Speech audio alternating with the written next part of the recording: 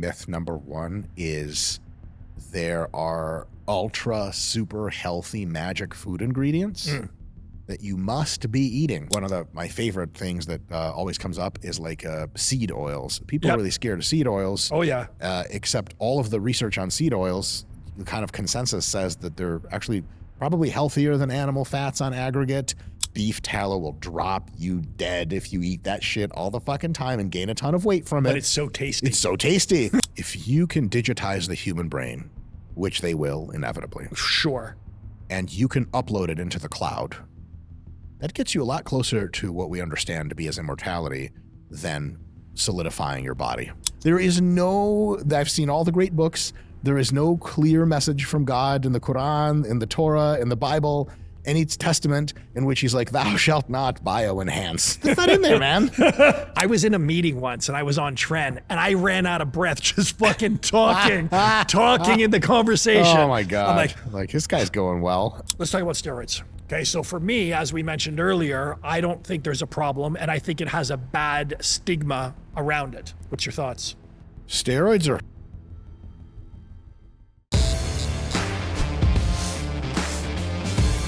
Dr. Mike, I got to preface this by saying that I've been like a fucking big fan of yours.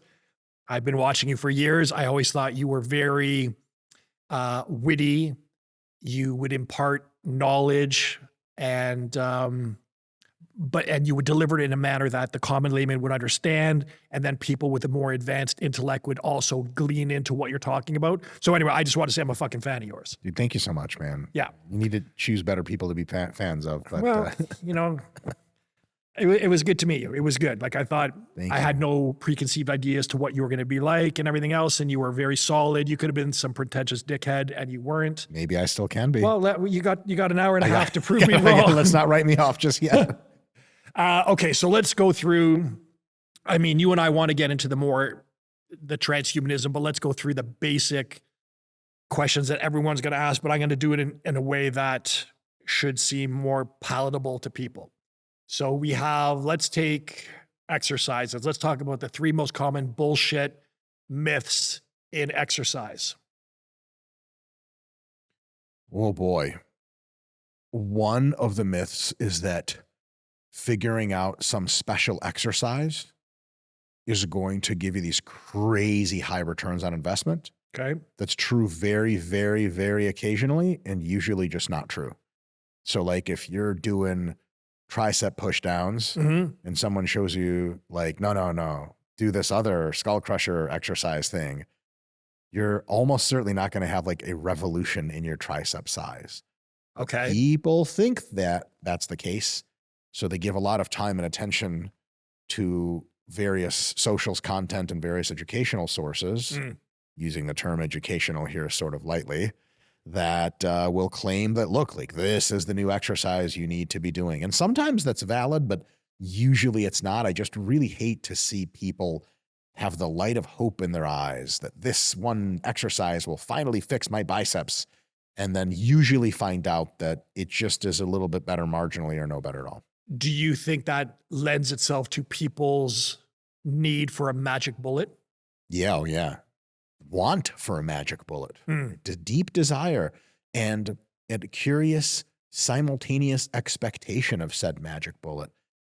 There are folks that just think that there are just all these crazy unlocks everywhere.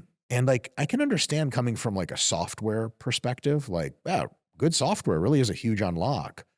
But in the real physical world, especially with bodies, especially that we've been training bodies for a long time, there's an unfortunate bottleneck of rigorous, diligent effort applied over time. And if you want optimization within the rubric of rigorous, diligent effort applied over time, you can get it. There's tons of science about how to train better. But if you want some kind of optimization that takes you away from having to do lots of diligent work to get results, unfortunately, you're in for a real nasty surprise, which just does not really exist. Yeah, I think, historically, it's been shown that people want the easy way. And this isn't even just about physical development. This is in anything. And I think we are developing a society of people that don't want to do the work. They want the results, but they don't want to pay the price for getting those results. I think that's really like, honestly, there's a dark side to that where you're like a little bitch and you can't do fucking work. Right. Can I swear a little bit? Dude, what the fuck? Oh, word up. It's not a family podcast. No, man. So like for sure, that is definitely lame as fuck when people can't be bothered to do work. But also it like is a laudable and understandable part of human nature to try to look for shortcuts. Because if we were looking for shortcuts, we still wouldn't be using fire and we'd be eating meat with our teeth. Right. And so shortcuts are dope. I just hate to see people pretend that shortcuts exist. Like they don't actually exist. It's like, you know, walking in to like buy a Ford Mustang and you're like, so the gas mileage is really good. And the dealer's like, well, you know, it's for the class. It's pretty good. You're like, so it's great. He's like, it's not great for gas mileage, sir. It's a V8. It's going to go brr really fast. I can't lie to you. And some people, man, here's another one. Small tweaks in an exercise can render huge results. Possible, occasionally happens, usually does not. Like people will have small legs and be like, hey, can you check out the way I'm squatting? I need bigger legs. I'll look at their squat and it's like 95% really good. Yeah. And they're like, what is it that I'm doing wrong? And I know that thinking, what is it am I doing wrong? ... That'll make my quads a lot bigger. Yes. And it's kind of like, fuck, man. I don't think there is that thing you're looking for. And I guess the last one to answer all three questions, you want three, is thinking there's a magic program that's going to solve all of your problems. Now, programs can be optimized and there's much better and there's much worse, but thinking that if you're on a good program and you're really cracking away at it, that a great program is going to like double your gains or some shit is pure fantasy island delusional nonsense. I used to like that TV show. What about changing up the program in order to get your muscles working in a different way that it would normally? Amazing. Excellent idea to do regularly. But if you're like a lean 160 pounds and you switch up your program and train for a couple of months, you can expect to be a lean 161 or 162. Right. If you expect to be a lean 175 shortly thereafter, you're going to be in for a rude awakening. The reason that these are, I don't know if they're quantifiably the biggest mistakes in exercise. No doubt people make much worse mistakes. But to me, this class of three mistakes really stands out because of the dichotomy between how hopeful people are that these things will work really well and how nasty reality is. Like, imagine talking to a group of generals if you're like the president of a major superpower and there's like a country that's being a big pain in the ass. Imagine being like, all right, generals, we're going to go in and get this done super easy, right? And they're like, we just don't like to use the term super easy in the military. It's just probably not going to be super easy. It could be effective, but there's all these ways it could go wrong. And so with exercise, it's kind of like, hey, like this one switch will just cure me of my fucking smallness. And it's like, don't expect anything like that. And if you get a little bit better than a decent effect, hey, awesome. It's just really easy to be consistently disappointed in life if you hope for things that are unrealistically good. And again, I think that translates into every aspect of life, not just in terms of, you know, working out or, I just, and I said this many times on the podcast, I think we are now breeding a generation of people that are weak-minded, weak-willed, lack ambition. And I don't think we're doing ourselves any service by allowing that to perpetuate. I wonder if there's some kind of trade-off there between weakness and a lack of brutality, because the new generation of kids also seems more compassionate and kinder. Okay. But they're not as racist or homophobic or like bully people as much. Right. But they're also soft as fuck. Right. And so I don't know how to thread that needle between. Okay, that's a valid point. Because in the 70s, everyone was a cocksucker and you were just okay to say the N-word to people's faces. Yep. You just dealt with it. You Yeah. know? The guy I'm interviewing tomorrow just loves that fucking word. Like he just fucking podcast, he just riddled with it. Okay, that is a valid point, okay? Because yes, I would agree, but I think there's a fine line between being soft as fuck and being an asshole. Yeah, okay, so while I will agree that today's generation is more compassionate, but at what cost? Right. But then you could spin that the other way. I'm very sort of aggressive. I'm more like fucking blah, blah, blah, very go. But I don't think I'm exempt of compassion. Am I exempt to the degree that someone who's taking pottery? Probably. But what is the trade-off? Would you rather be more compassionate and understanding and sensitive at the risk of lacking ambition and drive? It sucks. It totally sucks. And I think there's probably a way to get a good measure of both. I think like maybe the 2020's goal for masculinity is to look up to someone who is both compassionate and kind when needed. They can rip off your car door when also needed. Did you see the new He-Man movie? No, but I'm gonna.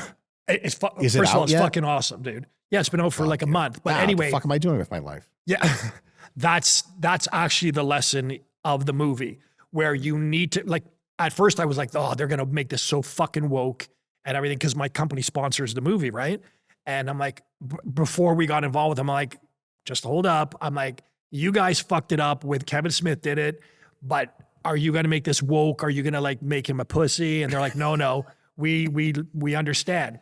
So the lesson is that you need to be strong. You need to protect people that perhaps aren't as strong as you, but you also need to be compassionate and sensitive. And I think that's a fair marriage. Yeah. I was going to make a really crude joke. This is just a joke, everyone. It's just totally everyone's in. The vibe is great. All having fun. I think He-Man is like a bit outdated gender-wise. What about a G-Man? G-Man, they actually crack on his name. Oh, excellent. Dude, like it's a great fucking movie. They have fun with it. Like there's a character in there named Fisto and there's a character in there named Ram Man, and then they play around with those names and it's well done. It's well done. I love it. Okay, so we've done the exercise thing. What are 3 bullshit myths in nutrition? The myths I'm going to use are going to be like a reflection of the exercise myths. Okay. So myth number 1 is there are ultra super healthy magic food ingredients that you must be eating. Okay. If you're an intelligent person who cares about their health. And I'm always very fascinated by how people reason within the construct of a pretty well understood system, and then how they reason outside of that construct. Like, to me, it's really curious when people say, oh, well, like, name some superfood. Almonds, you got to eat almonds, and they've got, whatever, phyto, whatever the fuck. And I'm always like in the back of my head, like, how long of a list of must-eat foods does this person think exists? Is it tractably long? Is it like 5? Could you do your shopping every week and get all the foods? Or is it like hundreds of foods? And then maybe like the list of foods is stupid to keep. Maybe it's like a category. Like imagine I was like, hey, like, what kind of girls are you into? And you're like, well, blondes. Yeah. And I show you some blondes. You're like, this is great. I show you brunettes. You're like, these are great. Show you redheads. These are great. Like, pretty sure you're just into girls, man. There's no need to specify. Like, oh, right. My bad. And so when people are like, well, like superfoods, like, well, how many superfoods are there? Because in real nutritional science, every food that has a high degree of fiber, phytochemicals, vitamins and minerals, and is typically like a plant, is really fucking healthy for you. Yes. But that's like an infinity number of foods. I don't know how many edible plants there are in the world, but it's tens of thousands. And so like memorizing superfoods, like one ingredient at a time, is an unbelievable waste of your time. How diligent are you with your diet? On the macro scale, diligent. Okay. On the every now and again, I eat total shit. Yeah. But it's totally fine. The research seems to say that's totally fine. Fuck that shit, right? For sure. Because there's also the mental holiday you need. If you're super strict with your diet, it's fucking miserable, man. Yeah. Like I want to know that I can go out and have a fucking hamburger or a fucking slice of pizza because listen, I just need that break. I think I follow the 80-20 rule. Yeah, that's a great rule. Yeah. And for almost everyone, that's awesome. Yeah. Unfortunately, most people follow the 20-80 rule, which they'll occasionally eat something healthy and then 80% of it sucks. Okay, but then they can't bitch when they're unhappy with the way they look or feel. But they will. Yeah. Well, then, some people are pretty honest. They'll blame themselves. Another myth that comes to mind is the opposite of the superfood myth. It is the unique poisons myth. One of my favorite things that always comes up is like seed oils. People are really scared of seed oils. Oh, yeah. Except all of the research on seed oils, the kind of consensus says that they're actually probably healthier than animal fats on aggregate, and they're not actually bad for your health. It's just a direct laboratory grade research. And people who do independent studies come roughly the same conclusions that the big agro businesses do. And so the thing about seed oils is there's not some compelling science that brought people to be against seed oils. It is the fact that they can finally blame some one tiny ingredient that if they change, then everything's going to be all right. Here's an example. RFK made a push to try to get like burger places to cook their fries in like, animal lard. Yeah, beef tallow instead of seed oils. And it's like, I get that the appeal is you can still have burger and fries, you fat motherfucker, but they don't have seed oils anymore, so I won't be poisoned. My apologies. Beef tallow will drop you dead if you eat that shit all the fucking time and gain a ton of weight from it. But it's so tasty. It's so tasty. Hey, seed oils aren't that bad either. I never complain at McDonald's.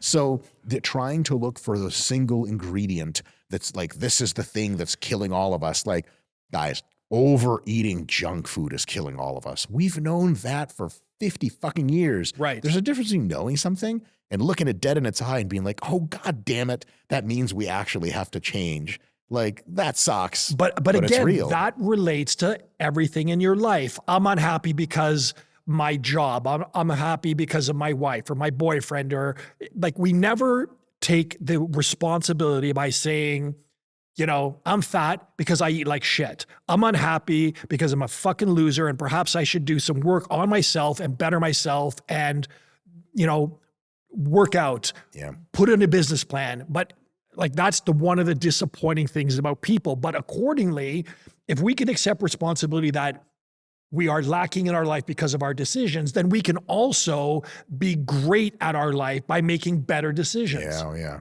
Right. Some of the people that I like the most in comment sections about nutrition and training and responsibility are people that used to be very overweight and then just swallowed it, did the fucking work, and got them. They're ruthless because they could, like, people bitch, like, you don't know what it's like, blah, blah, blah. And then some guy's like, I lost 170 pounds. All you guys are just pussies. I just shut up and did it. Right. And everyone's like crickets quiet because they're like, oh, God damn it. This guy just proved us all wrong with just existing. Right. It's so quick to put the responsibility for your lack of anything in your life on somebody else. Yeah, it's easy for sure. And no shortage of politicians in that space and supplement company people and all kinds of actors would love to fan the flames of you're not responsible. Here's this thing to help you. Here's this quote unquote solution. And you can easily continue to blame other people or esoteric phenomena for your problems. Really just was you kind of the whole time, but you just needed all the somebody time to blame. Yeah. I mean, even if we can accept the fact that sometimes life shits on you. Okay. Nobody cares. Fucking work harder. Yeah. Right. Some people, we can have the argument that some people have it better in life than others. Some people got a raw deal. I will accept that. But at the end of the day, if you want more for your life than you have now, fucking work harder. Yeah.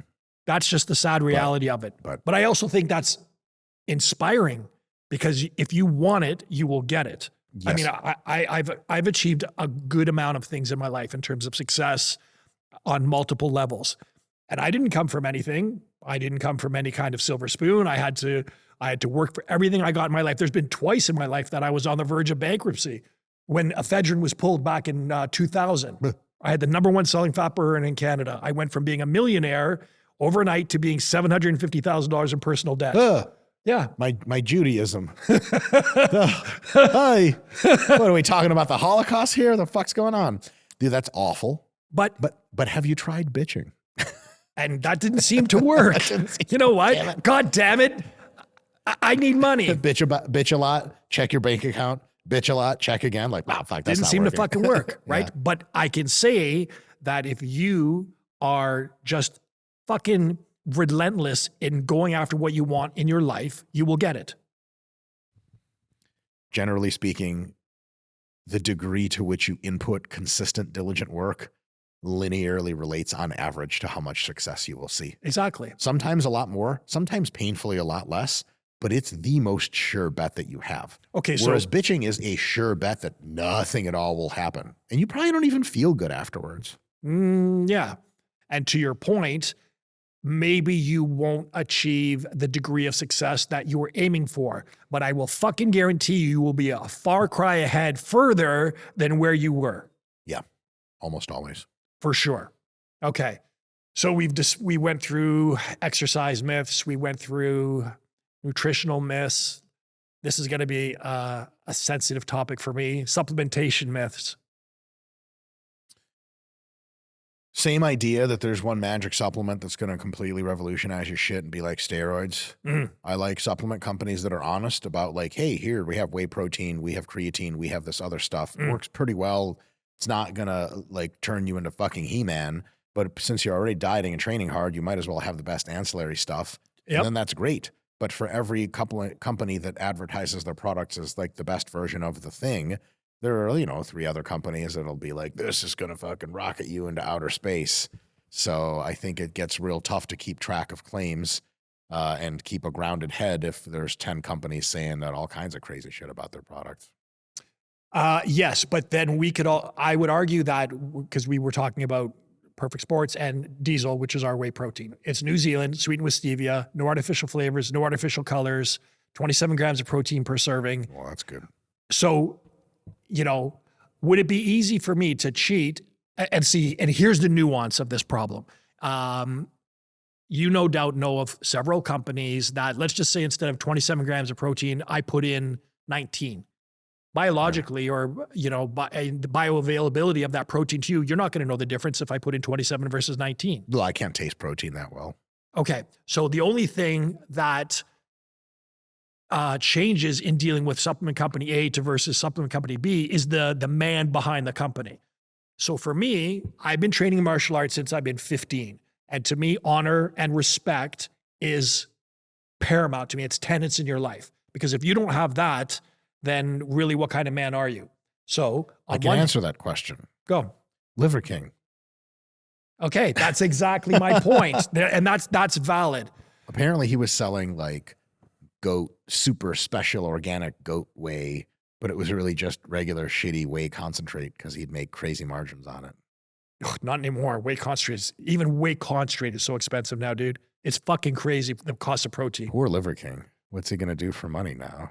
Well, he's going to go back to eating goat balls. Right? And you I know don't think what? he ever left. When he was so adamant about not taking steroids, he should have just fessed up and said, yeah, like I personally don't have an issue with anyone taking steroids, right? If it's not for you, cool, that's fine. I don't drink, but if I want to take steroids, you know, everybody has their poison. He should have just fessed up, in my opinion. He did later. Way later, after but he also got busted. It was insanely disingenuous because his body never changed after he quote unquote quit steroids. Yeah. Yeah, he looked great. I'll give him that. He looked great. He looked great. When you lie for a living, it's tough to keep track of what's true and what's not true. That's why I think it's good just not to lie. Because then, you know, Oh, yeah. you just don't have to remember, what did I say to this motherfucker? And then you ultimately get caught. Yep. You can only be a poser for so long Yep. before you get fucking found out. Keeping track of multiple lies, to me, I found when I was a child was like intractably difficult and annoying. Yeah. And I was like, dude, fuck this. Yeah, right. I'm just going to say crazy shit that's true and people are going to cancel me and fuck them. But wouldn't you rather be canceled or liked for the man that you are as opposed to being something that you're not? Nah, I can be a poser all day long and Really? just sound late. No, I'm kidding. You know, being canceled kind of sucks, I think. Have you been canceled? Yeah, a bunch, yeah. Really? Yeah, a ton, yeah. It depends on for what, you know. Yeah, I had my TikTok account pulled. Oh, dope. Yeah. Not for something I said, by the way, something a guest said. He said something about the LGBT because he's gay, right? And he just said that he doesn't. Oh, but they're allowed to say it. No, dude, they fucking Damn. pulled my account. That's fine. Holy shit. Like people that rely on a sole source of income from their social media feeds, that's a tenuous motherfucker. It's tenuous as fuck. Yeah, that I would I can't imagine the anxious state that you're in. There's a gentleman, you know this guy. We looked on the way here and he lost 2 million followers in the last week because of the algo change, right? 2 million. So yeah, We're not allowed to talk about who this is? I'll tell you off camera. Sounds You good. definitely know who this guy is. Okay. I sure hope it's not me. No, it's not you. No. You have on the Facebook account, on the Instagram I looked, you're at 1.3. No way. Yeah. What, you don't fucking look at your All right. numbers? Yeah, dude, you're good. All right. Because they're canning like bot accounts and stuff. Yes. Oh shit. Yeah. There's someone else I know who lost 20 million. That's nuts. Yeah. Yeah. But you know what? I sympathize with people if this is their sole source of income, but I always advocate for people. Like I used to shoot for Playboy, right? So No way. Yeah. Yeah. I used to be a fucking comic book artist. Why dude, the fuck are we talking about me at all? because I think you're fascinating as fuck. No, but I'm not. I've never shot for Playboy. What's the craziest No, shit you've ever seen shooting for Playboy? I don't know. Like I used to be a comic book artist too, like along with That's everything else that I awesome. was doing. Yeah, dude, I'm a huge comic book nerd. I love it. Anyway, so I did a Star Wars image, right? A very sexy stormtrooper. And Playboy sent me an email saying, we'd like to use your artwork on the cover. I'm like, fuck you, who is this, right? Right. And they messaged me back saying, no, we like your image. We'd like to use it on the cover. I'm like, fuck yeah. And then I said, by the way, I also shoot, right? And they're like, okay. So I started doing covers for Playboy, Maxim, FHM, providing artwork, providing photography. But, you know, over time, and I did that as a side gig for the supplement company. And then just over time, it just got to be like a pain in the balls, fucking carrying your equipment. You deal with a certain mentality of women that I don't think is healthy. I want to know about it. Yeah, you just see a dark side of people, right? And Like lizard eyes? no, just they have a very ugly way of looking at men. They have a very ugly way of looking at life. And this isn't all. I mean, I met some pretty decent chicks, but and then I'm in a good relationship, and I wouldn't want her to feel any sense of just Weirdness. anxiety or anything. And like her feelings are more important than me shooting. And I have the supplement company and the peptide company and clothing, and I'm good. So, right. So I just think it's good when you're in a position in life that you take care of the people around you. Sure. But it's also cool to be shooting for Playboy. It was, yeah, for sure. It was a huge feather in my cap, for as gay a term as that is, but it was a nice badge. That's dope. Yeah, it was cool. But back to you. Yeah. Where the fuck were we? It doesn't matter. The Playboy show won. Yeah, yeah. I mean, it was okay. It was fun for its time, but Can you at least give us a little bit of a tidbit about everyone's guessing some of these girls are toxic as fuck. There's no guessing. Okay, right. Well, but technically we're guessing because I've never met a Playboy playmate or whatever. Okay. I'm not allowed within 700 miles of the Playboy mansion. Okay. Giant misunderstanding. It's all legal stuff. Bomb threat, they said. Who knows? It was Polaroids of my cock that I sent. It was not a bomb. These dick pics I sent. Yes, there were enough Polaroids and enough of a density that the bomb detectors went off. It was quite heavy package. But my lawyers maintain it was just pictures of Just my dick cock pics. is the bomb, but not a bomb. In any case, what God, I always get one. No, it's good. How does the toxicity come out? Like, is there a specific story you remember of how? No, but just think of it like this. If a woman's sole sense of self-esteem is based on the accolades they receive from other men, what do you think happens when there's 3 of you in the room now and you're not the top bitch? Okay, there's that. What happens when your looks start to fade a little bit? Ooh. Right? It's the same way with bodybuilders or martial artists. You know what? My flexibility isn't there. My fucking hips are a little tighter now, right? We are all chasing that youth, right? Which is what we're going to get into now about transhumanism. But when a woman has nothing to fall back but her looks, A, she's vapid as fuck. B, it's just you know, for the most part, you are only there to satisfy whatever need that she requires at that time. And should she find the BBD, the bigger, better deal, bye-bye. With no remorse, I might add. Right? I seen it. I saw women talk to their husbands on the phone, right, while they're, you know, about to shoot. Yeah, it's you know, I have met a lot of women that knew they use this as a vehicle to the next step in their life. That's and smart. I dig that, right? But the ones that thought this was it, the end all and be all, and this will last forever, I'm like, it's not going to last forever, dude. Same with, you know, the athletes or the fighters that we sponsor, right? I'm like, you know what? My advice to you is use this platform to get other revenue streams for yourself. And that's it. 100%. That's wise as fuck. Yeah. We were talking about, what the fuck were we talking about? No, before that. You fucking made this. Supplements. Supplements. Well, okay, we yes. got through a few supplement Right. discussions. So we were talking about, yes. So then we got into the morality of being a good man. Okay. So supplements. Do you take any supplements? What do you take? It depends on how you catalog supplements versus No, drugs. let's talk about actual supplements. Okay. We'll get to that later. I take a mix of Gatorade, Yep. Pure Genius protein, Yep. which is a BLG mixed with collagen, Yep. and Element, which is an electrolyte mix. Yep. I put them all in here, and that's my workout shake. Mm-hmm. And then I'll eat a variety of bars and protein snacks when I'm on the go and have to do that. Every morning I take creatine. Yep. How much? 10, 20? 5 to 10 grams. Huh. I take 10. Oh, nice. Solid. Yeah. And then I also take NMN. Love it. Yeah. You don't take real NAD? No. Really? Yeah. Huh. Yeah, I take M&M, There's but then no- I started taking No good like, reason for me not to, but it's injectable NAD. NAD, right? yeah. I'm not injecting anything else in my body. I do a lot of that anyway. I'm like at a local injection maximum currently. Oh, So, okay. Yeah. NMN is good. But I mean, yeah. but NAD is the precursor to it, right? Yes. And then so I take what else? I take a bunch of like individual. So I take a multivitamin, multimineral. I take vitamin D extra. I take extra vitamin K. Yep, me too. I take extra zinc. Yep, me too. I take magnesium. Yep. And a few other kind of. How much vitamin odds D and do you ends. take? Oh, offhand, I don't even know.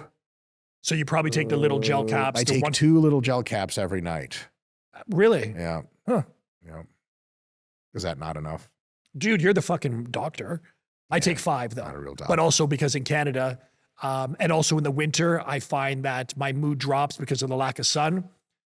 So I generally take 6,000 IUs every day. Oh, dope. Yeah, I'm probably about 2.5 to 3,000 IUs. Yeah. And I take like vitamin K as you do. What about omegas? Yeah, I do take omegas. I take basically, it depends on how you count like active ingredients versus not, something like 4 grams in the morning and 4 grams at night. Holy shit. Yeah. So earlier you said that you're very concerned about your macros. I would presume predominantly that is your protein that you're taking in, Yep. right? Protein and calories. Yeah. So you stick to a certain caloric intake every day? Mhm. Really? Yeah, close to it, depending on the dieting phase. So I'm bulking right now, Yeah. which means I'm taking right around 3,700 calories a day. Oh, that's not a lot. No, Because you said you're 235. I presume you're taking at least 200 grams of protein, if not 320. because I presume you're on a cycle. Yeah, oh yeah. Okay, so then your nitrogen is far exceeding the requirements of what normally you'd be able to absorb much more. So yeah, that makes sense. So you're probably taking 1.5 grams per. Yep, Per roughly. Yep, Mhm. yep, nice disco. I dig that. Okay, so one last crack at the supplement industry. What else?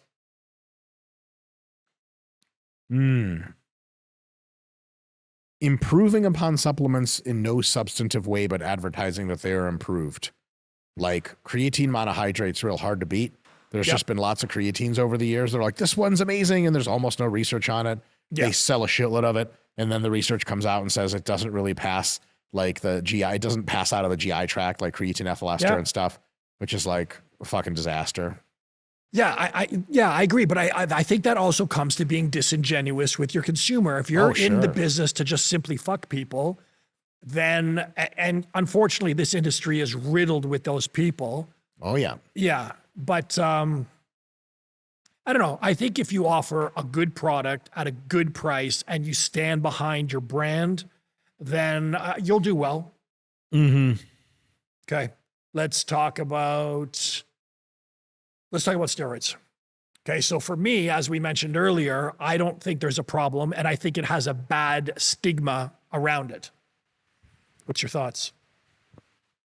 Steroids are hard, serious drugs. And if they're abused, they can fuck you up, especially okay, but I can see the same about aspirin. Exactly. So I don't want to say that steroids are some kind of recreational bullshit that's just whatever. That would be incorrect. But what I can say is that a lot of the scare tactics used to try to dissuade young people from using steroids end up firing in the other direction. Of course. Because young people sort of slowly or not so slowly realize they're being lied to. And then they write off the medical community almost entirely. And they support governing bodies that say this kind of stuff. Right. And then you end up like the only person they're left listening to is some bro at the gym who's like, you got to run SIP instead of nth, man. And you're like, all right. Gotta take test and DECA, buddy. Yeah, exactly. And then you're left with a really not so great thing. So I think just approaching steroids in a calm, logical manner and looking at trade-offs is, I think, probably the best way to do it. When I first started taking steroids, I was fucking, I think my early 20s. And there was no science. Like literally there's a guy at the gym saying, this is what you take. Didn't tell me anything. Nothing about hygiene, nothing about cycling off, what to do after your cycle. Like I just went cycle because I grew a lot, right? I was a skinny fuck. I started studying karate at 15. You know, I stopped for a bit, went to Taekwondo, and then I started heavily studying when I was 19 and been studying ever since. So in my mid 20s, I started taking my first cycle and I grew like a motherfucker, right? And I'm like, oh, this is the best shit in the world. But there was no science. I had no one to advise me or guide me. And I think that is the benefit now, where at least you can get some modicum of guidance. Huge. Yes. Big deal. Thank you, Internet. Yes. Yes. As we discussed earlier, there doesn't seem to be any advancement in steroids, though. Why do you think that is? Yeah, I mean, I know exactly why that is. Because steroids received a gigantic black eye, especially after, among other people, former President Joe Biden, who was a member of Congress at the time, basically stirred up a whole lot of nonsense about how steroids need to be classified as scheduled substances. Yep. From, if memory serves, both the American Medical Association and the Drug Enforcement Agency were like, we do not recommend steroids to be classified as scheduled drugs. This is just not really a problem. And the government just classified them as scheduled substances anyway, wasted an unbelievable amount of money fighting an anti-steroid drug war that just like captured some vials and put some people in jail. And because of the massive stigma of it's bad for sports, blah, blah, blah, you end up having a lot of pharmaceutical companies that could have pushed steroid research tracks into various beneficial domains, just kind of think like, this is just not worth the PR and stuff like that. And so they stopped modifying various steroid drugs in order to try to make them better and just pursued other lower risk situations. Yeah, as I said, I see no issue with it. I think if it's done responsibly, I think it's a benefit. Then you can get into the sort of the moral dilemma of guys that are on gear in sports. So for example, let's take jits, for example, right? You can train harder. Your recovery is better. Your ligaments are fucked, which is not great for jiu-jitsu, but you're stronger. So you're more aggressive. Yeah, that's true. Your endurance can go up a lot. Depending on if you don't let your body weight go up, your endurance can go up a ton. And if as long as it's not trend, you're good to go. Thank you. Dude, I was in a meeting once and I was on Tren and I ran out of breath just fucking talking in the conversation. Oh my God. I'm like this guy's going well. yeah.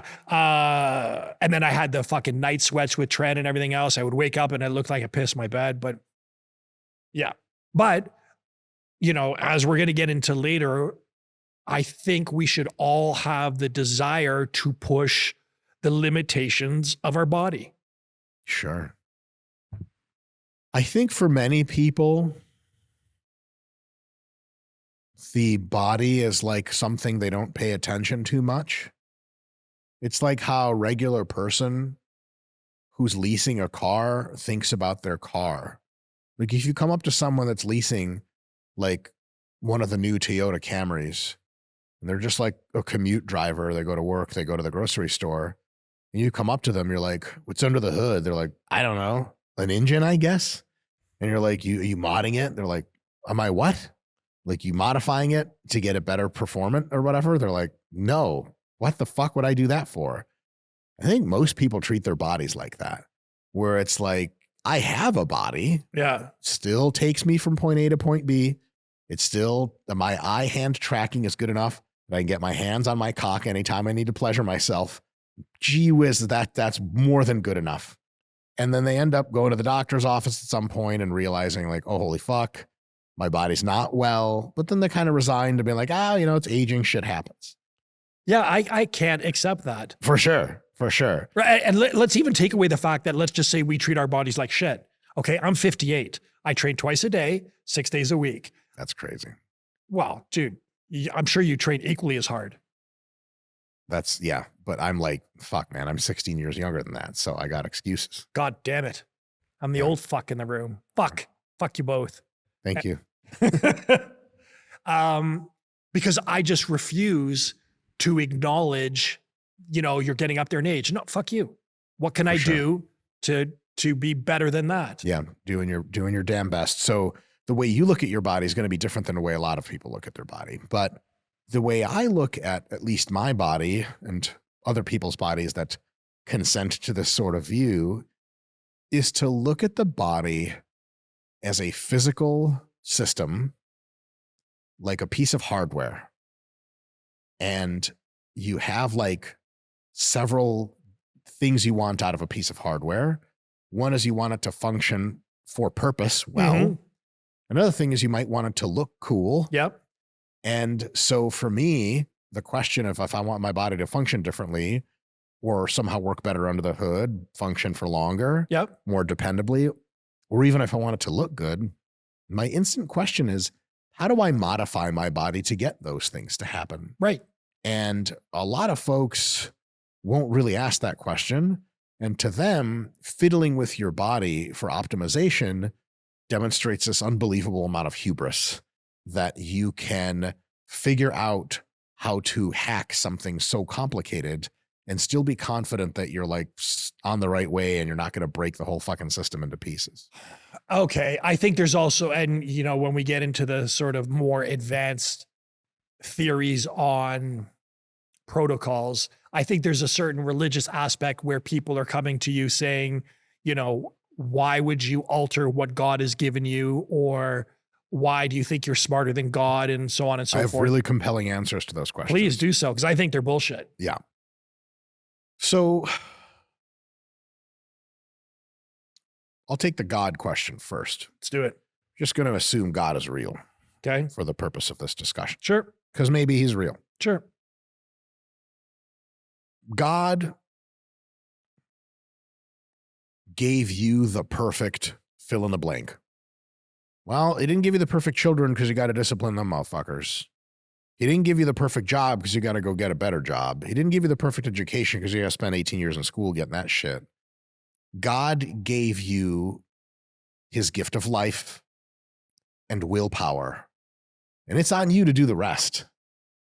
And so if you had a chance to talk to God, it would be hilarious if you were like, I'm not altering my body at all in your image. And he'd be like, you really should alter your body because your shit is pretty fucked up. You're going to be like, oh, God damn it. I mean, sorry, sir, damn it. Because he's like, look, I ask you to improve the state of the rest of the world. Like, you do brush your teeth, right? You're like, well, yeah, for sure. Like, so that's optimizing a local area of your body.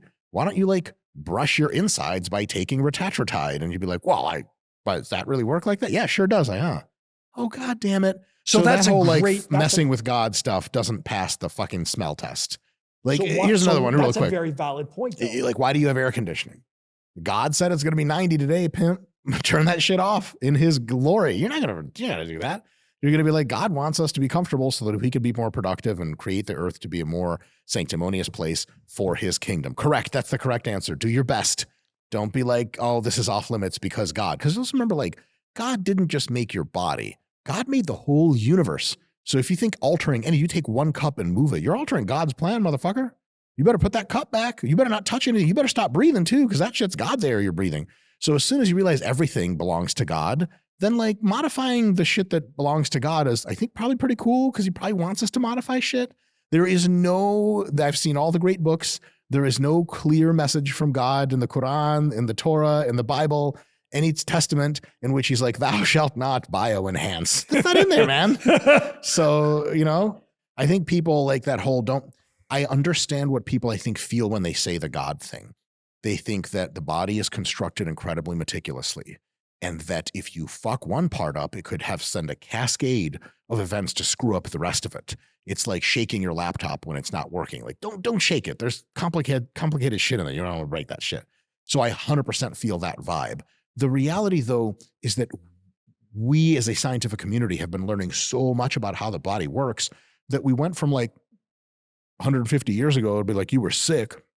I'd be like, it's your humors or some shit. Here's ether. I don't know. Yeah, let's put some fucking leeches on you. The leeches will take care of you. We can do a surgery with no antiseptic.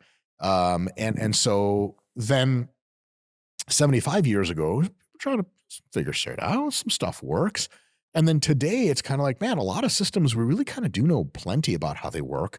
And we do know through direct empirical research and theory that like messing with your body to some extent actually works better than not messing with your body. Instead of just letting it fucking ride. So we've known this about brushing our teeth for a real long time. We've known this about like getting a comfortable sleeping position for a long time. Yeah. And now we know about, for example, tirzepatide. Almost every single piece of research on tirzepatide, if you synthesize it together especially, is that it's just better for the average American adult to be on tirzepatide than not on tirzepatide. They're running out of room to write shit what tirzepatide improves in you. Take it long enough. You prefer tirzepatide to retatrutide? Yes, I do. For specific two reasons. Give it to me. One, retatrutide is not approved by the FDA yet, and so I have never even tasted pharma retatrutide. I have tasted pharma tirzepatide. God damn, that shit hits so much better than the fucking shit people make in their basements. Though sometimes the basement shit also hits. Yep. Here's another one. But that part, I take plenty of shit that's not FDA approved, so it's not a big deal. Retatrutide boosts your metabolic rate, notably, which is dope because that's how it burns fat in part. 100. But for me, what I do is I take tirzepatide year round. Yep. And then when I'm doing a fat loss phase, I add in retatrutide on top of that to get that extra fat burning effect. I just don't want that furnace shit to be happening all the time for two reasons. One, cranking up the heart rate and body metabolism that much probably is a longevity reducer, though quality of life enhancer. So tirzepatide is probably better for longevity. We already know tirzepatide literally helps people not die because we have aging cohort studies already for that. Semaglutide for sure, but tirzepatide is just better. And so that's part one. The other part is like, I don't need to be sweating my ass off 24/7. Like, I'm not taking Retta when I'm bulking. Fuck that. I'll die. Yes. There is a notable increase in your heart rate, or even your resting heart rate at night. Like when I was on Retta, my heart rate would go up 10 to 12 beats, my resting heart rate overnight during sleep, right? To me, my body is very sensitive to compounds. So I took a very minute amount of Retta and it had great effects. How much? Oh, so I go by units because I hate doing the math on milligrams, but if most people are taking a milligram minimum, and that's the low dose, I was probably in and around that. And I had to, I'm a big believer in microdosing, which is how I take my test, right? But For the Retta, I was doing it 3 days a week, Monday, Wednesday, and Friday. I was probably taking 5 units, would maybe equate to 1 milligram and a bit a week. Oh, nice. Yeah. I've been as high as 8 Retta. Bro, I know a chick who's taking 12 milligrams of Retta a week. Yeah, that's totally fine. That's actually well within the therapeutic range. No, Yeah. I wouldn't. It's a lot of shit. I wouldn't eat for the rest of my life. Yeah. People very, very different in how it affects them. Some people can take 12 Retta and still eat plenty, though less than they could before. Yes. And for some people, they take 1 milligram and they're throwing up in the fucking shower for 2 days straight. Yep. So God That's bless what happened those to me people. with Cheap dates. Yeah. Yeah. I mean, like, I think I'm particularly sensitive to compounds because when I was taking Ozempic, no, not Ozempic, the Mounjaro. Oh, cool. Yeah. Yeah. Tirzepatide. The good, Yes, good. Tirzepatide. Yeah. So I went up in my dose stupidly by 50%, but still within the realm Classic. of within the realm of dosage. I was sick as fuck. Yeah. Yeah, puking my guts out. My stomach was bloated. I felt horrible. I stopped taking it after that. A lot of people, unfortunately, will take these drugs, not change their diets, not change their lifestyle, take way too much of the drug, get bloated, start throwing up, and be like, man, shit's fucking poison, bro. Big Pharma's trying to poison us. No, you dumb motherfucker. That's not the case. The really cool thing about these weight loss drugs, the Tides, is that Good word. is that they work way better if you eat healthy. Yes. And if you take a small dose, figure out how it works, and then slowly titrate up if you need it, 100. then you're just going to probably have a really good time. Yep. If you eat like shit and you just take a big ass dose, you're going to have a bad time. Did you find that your appetite? So what had happened when I went up on my dose, I was still eating the same amount of food that I was eating prior before I titrated up. That wasn't the thing to do. No. Right. But Yeah. I didn't know. But you know what? Lesson fucking learned. That, like, I have, to your point about how, we could be doing things to our body and fucking it up. Cool. Right. But Yeah. for me, the reward is worth the risk. For sure. And I think it's totally fine for now to think body modification and transhumanism to try to make the body better is like meh. In another 5 years, it's going to be an odd take. It's going to be like that person who doesn't have a smartphone, even though it's 2026. Right. Like, you're missing out on a lot of shit. And so in 5 years, we're going to have compounds that are so unbelievable. Oh, so exciting. So exciting that it's probably a good idea to make peace with transhumanism now. The other thing is, if you don't want to do it yourself, it's totally fine. But preventing other people from doing it is really weird. Like, I'm super pro freedom for almost everything. Yep. But especially in a consenting adult wants to try any kind of drug. Sweet. Sure. And it's not like I'm shooting heroin, okay? Like, I'm actually doing something for the purpose of performing better, for anti-aging, for, longevity. So, for example, you ever done stem cells? No. Okay. So last November, I went to Cabo and I did a full round of stem cells, and I did gene therapy. Have you ever done gene therapy? I haven't, no. So I did a follistatin shot and I did a clotho shot. So what the clotho shot is supposed to do is the myelin sheath around your brain help increase the elasticity of it and the thickness of it. So to prevent the onset of degenerative conditions, Alzheimer's, those things, right? So I'm like, fuck it, I'll try it. And, I think part of the problem where people, shun these treatments is they're very expensive. But I would think, based on the law of supply and demand, if more people would be, able to indulge in these kind of treatments, the cost would come down. Listen, I am the guy that if there's anything I can do, dude, like I do everything. Fucking hyperbaric chamber. I bought a hyperbaric chamber. Fucking, I'll do stems. I do gene therapy. I do peptides. I'll do it all. If you could say there's the possibility of this helping you, I'm like, fire it up. No shit. Yep. Probably somewhere shy of that, but I do take plenty of enhancements. Okay. And have. Yeah.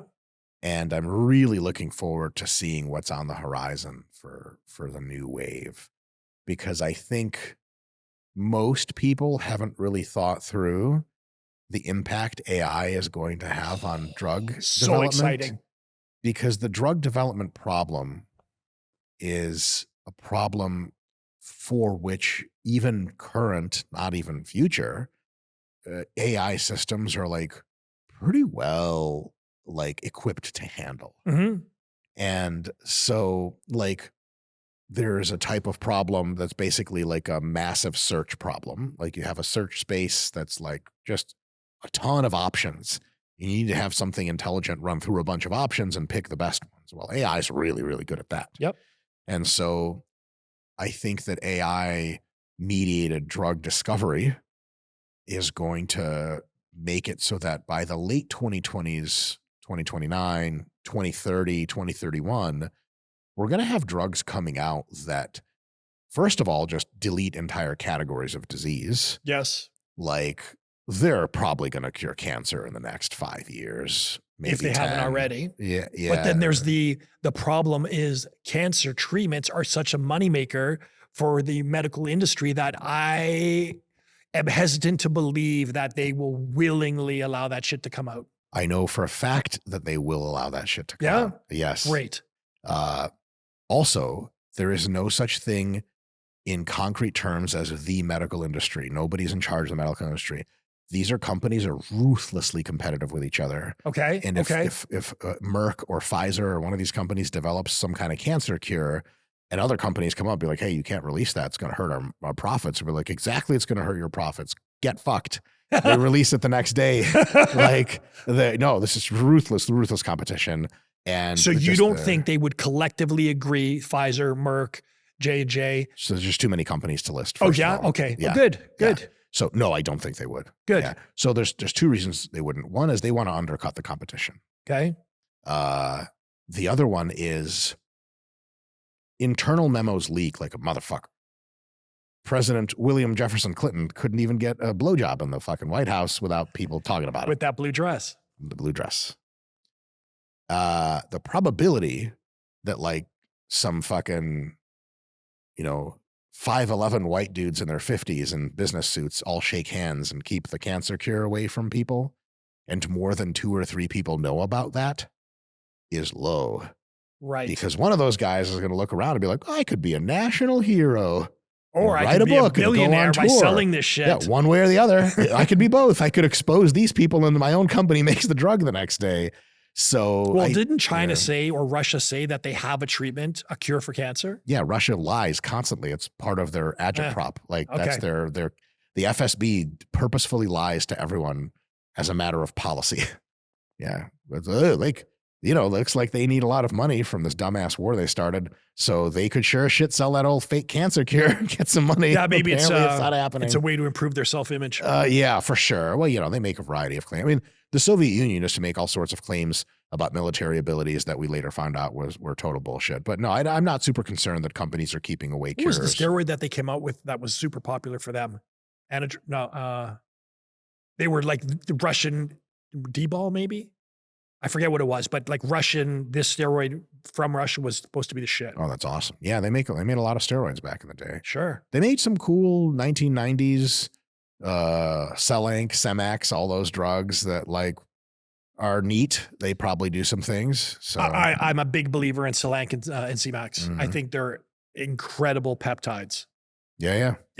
And there's a new one that just we brought out called Cardilax, which is basically, so you have the TB500s, you have the BPC 157, which is reducing inflammation around injured sites and increasing blood flow to the areas. But Cardilax is the one peptide that I know of that actually rejuvenates torn ligament and tendons. And I fucked up both my knees from fighting. It's helping you? Yes. Yep. Wow. Yeah. Like for the longest time, like shooting a double leg was very problematic for me. So, and I've had both my knees scoped. So I went, like I said, last year, did the stems, did some therapy, some PRP. Thank you, PRP in my knees. But I just find now with peptides, that's why I'm so excited about peptides, because it's a whole new field of opportunity of what we can do to enhance our body, right? Yeah. Peptides are like pretty easy to manufacture, pretty easy to synthesize and come up with, and are kind of a really awesome messenger molecule that tells various parts of the body, turn this on, turn this off, turn this up, turn this down. And seemingly some number of peptides, by the way, all the semaglutide, tirzepatide, retatrutide, those are all peptides. 100%. They're doing some cool stuff. I'm still waiting on a true muscle growth peptide that hasn't come out yet. Yeah, you're right. It hasn't. There is nothing. As I said, there is the follostatin, which unlocks the sort of limit to what your body can put on it. Do you think that's real? I tried it. I took the shot. Did you get fucking mega jacked afterwards? No. So it's probably not real. Right. If you get legit genetic engineering that works, Yes. it would fucking show, is my hypothesis. Agreed. Yeah. Agreed. But then here's the other thing. With all the shit that you're taking, how do you know what one particular substance is doing versus the other? Or are you actually systematic? It's a big problem. So this is kind of like the Brian Johnson problem. You know, Brian Johnson, Yeah. the immortality man. Yep. He's great. He's on the right track. He takes like a gazillion things and A does lot. a gazillion measurements. Yeah. One of the problems with that is it's really difficult to tell what it is that's doing what and not doing what. You can tell through like putting it in, taking it out, putting it in, taking it out, and having time series measurements. But that gets pretty risque if you do enough of manipulation. You really don't know what's going on. Mm-hmm. What I do is I don't take a ton of different things. Do you mind saying what you take? Yeah. So right now I take 200 milligrams of testosterone cypionate. Really? That's it? That's it. Oh, like I'm in about 100. How do you take your test? Like once a week or twice a week or? Every day, subcutaneous. me too. Intramuscular injection every day. Oh, you take it IM? Yep. Fuck that, dude. I take it sub-Q. My sub-Q will flare up and be a red spot. Okay. They don't go away on the order of like weeks and weeks and weeks. So I would just become like weird looking. Oh, okay. And so 200 test, 300 primo per week. Yep. And that's it for the anabolics. Really? Yeah, for now. Yeah. And also I used to take more and it was a real bad look for me. It felt terrible. Psychologically, I hated it. Okay. And so taking So you less, felt it affected your mood? Oh my God. Yeah. It definitely affected my mood. Yeah. How so? It made me angrier. Okay. And more anxious at the same time. I could contest to that. Yep. Yeah. It's just not a fun way to be. No. Do you think that was because your test levels were aromatizing into excess estrogen? No, that's what happened to me. Yeah. I felt like that with no matter what estrogen I had. It was the androgens that were doing it. Interesting. Yeah. Huh. So more estrogen actually tended to help mellow me out. But there's only so much you can have of estrogen until the side effects of that being too high. So for me, when I tested my fucking estrogen, because I was going for, I am my test once a week. And the fluctuation was so drastic. At one point I had 800 estrogen. Holy shit. That's a bit much. A lot. Yeah. And then currently I'm taking 4.5 units of pharma grade growth hormone per day, which is a lot. It's a little bit higher. Typically you can do 1 to 2. Sure. Yeah. 4 is not excessive. I know fuckers that take 10. Yeah, sure. Yeah. 10 pharma would change your life. And then I take 5 milligrams of tirzepatide every week. Okay. And you do 1 shot a week? Uh-huh. Yeah. Yeah. And it's fine because the next half week, my appetite's really suppressed. The next half week after, it's like still suppressed, but less. And that's totally cool with me. Because I believe there's a 7-day half-life on it, right? Yeah. So it's super stable, but Yes. I can tell the nuances. Like the day before I inject again, I'm like a little hungrier, but it's like a very small difference. So do you still enjoy eating? Like, do you still feel the need to eat? Because dude, when I was taking it, I'm like, I don't give a fuck about food. Yeah. With the amount of calories I'm taking in now, the kinds of foods that I'm eating now, And the amount of tirzepatide that I'm taking now allows me to still mostly enjoy my food and get enough food in. If any one of those changed, that would no longer be the case. So if you told me, hey, no more like melted fat-free cheese on your ground beef, you just have to eat straight up ground beef. Fucking A, on 5 mgs of Tide, fuck that. It would just suck. And if I was in a fat loss phase and not eating 3,700 calories, but eating 2,700 or 2,800, then I'd be having a grand old time with less food flavoring, but same amount of tirzepatide. I am bulking right now, so I'm kind of trying to get to 235. I'm at 234 right now, plus or minus. So you're pretty much there. Pretty close. Yeah. But I still need a little bit extra, and that's been really tough because the tirzepatide is like, nah, fuck you. But I'm not interested in dropping below 5 milligrams of tirzepatide because of the unbelievable health and longevity benefits of tirzepatide. There is anti-inflammation benefits. Neural anti-inflammatory, like that. Take my brain not being inflamed. That's pretty dope. So for me, tirzepatide is like 5 mgs of tirzepatide or bust. I will absolutely take different drugs eventually, but they just have to make drugs that are for sure better long-term than tirzepatide. And for now, they don't have. So I understand that like red is the latest incarnation. And I believe I've heard speak on another version of a GLP coming out.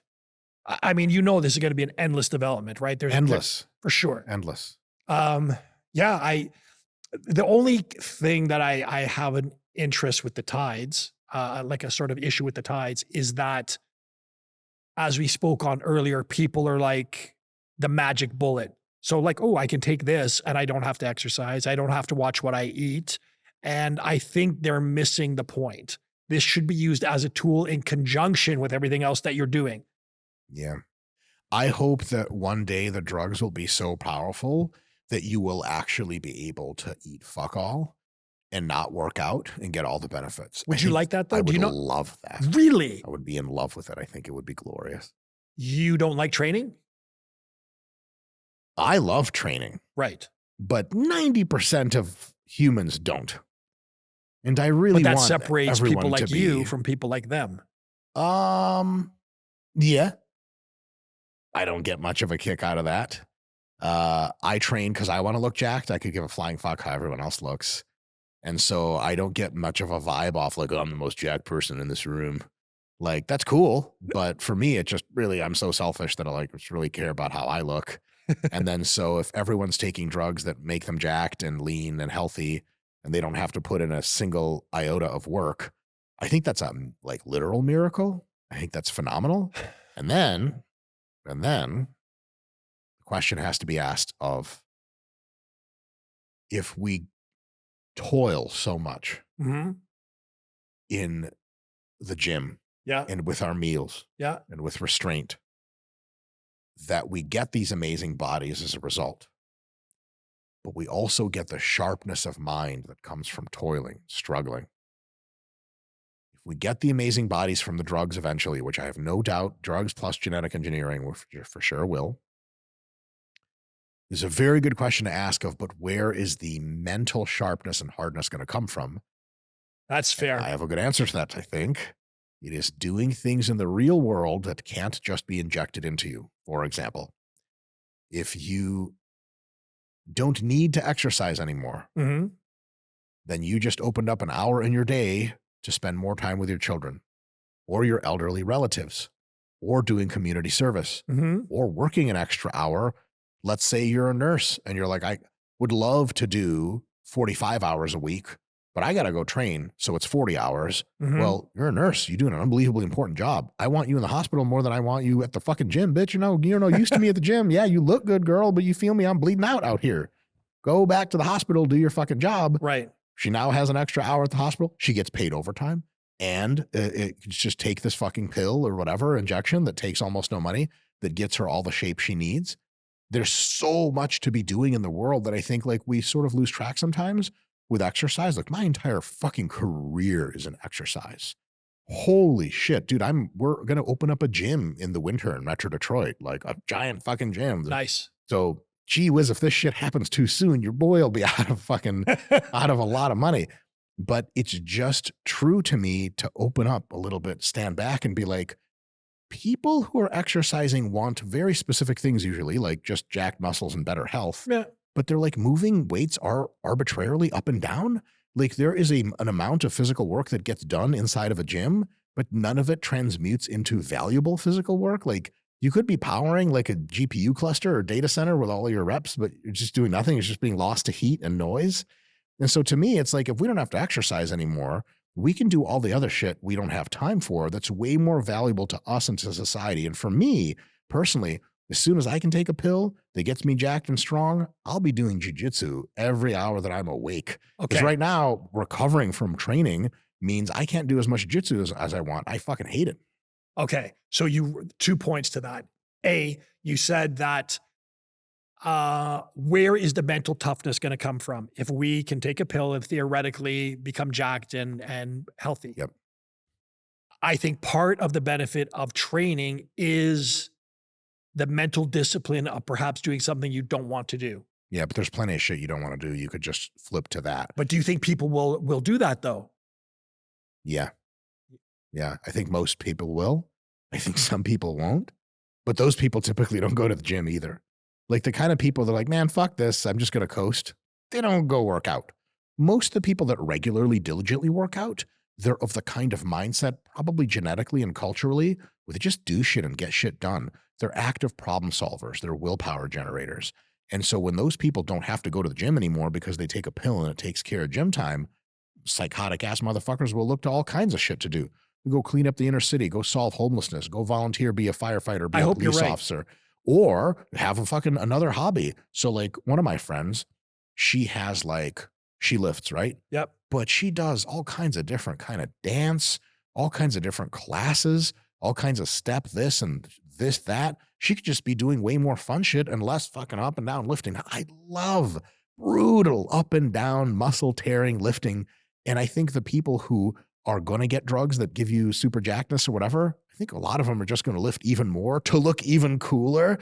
Like, cause we're quite a ways away from drugs that specifically target certain muscles.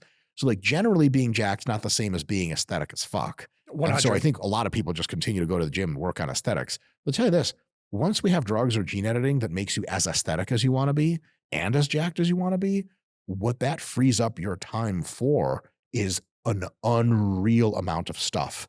And there's stuff that's way more challenging than going to a gym. Here's the thing about the gym. You're a bodybuilder. It challenges you. You don't feel so great today. You use 160 pounds on a lat pull down. It's 140, no big deal. You do a different exercise. You're bored, so you do some straight arm lat stuff instead of regular. You go out in the wild and you're trying to help a homeless, crazy person get into the fucking drunk tank so the police can take him so he's not hurting himself in the street. Go get that guy. He's insane and has a knife. Go.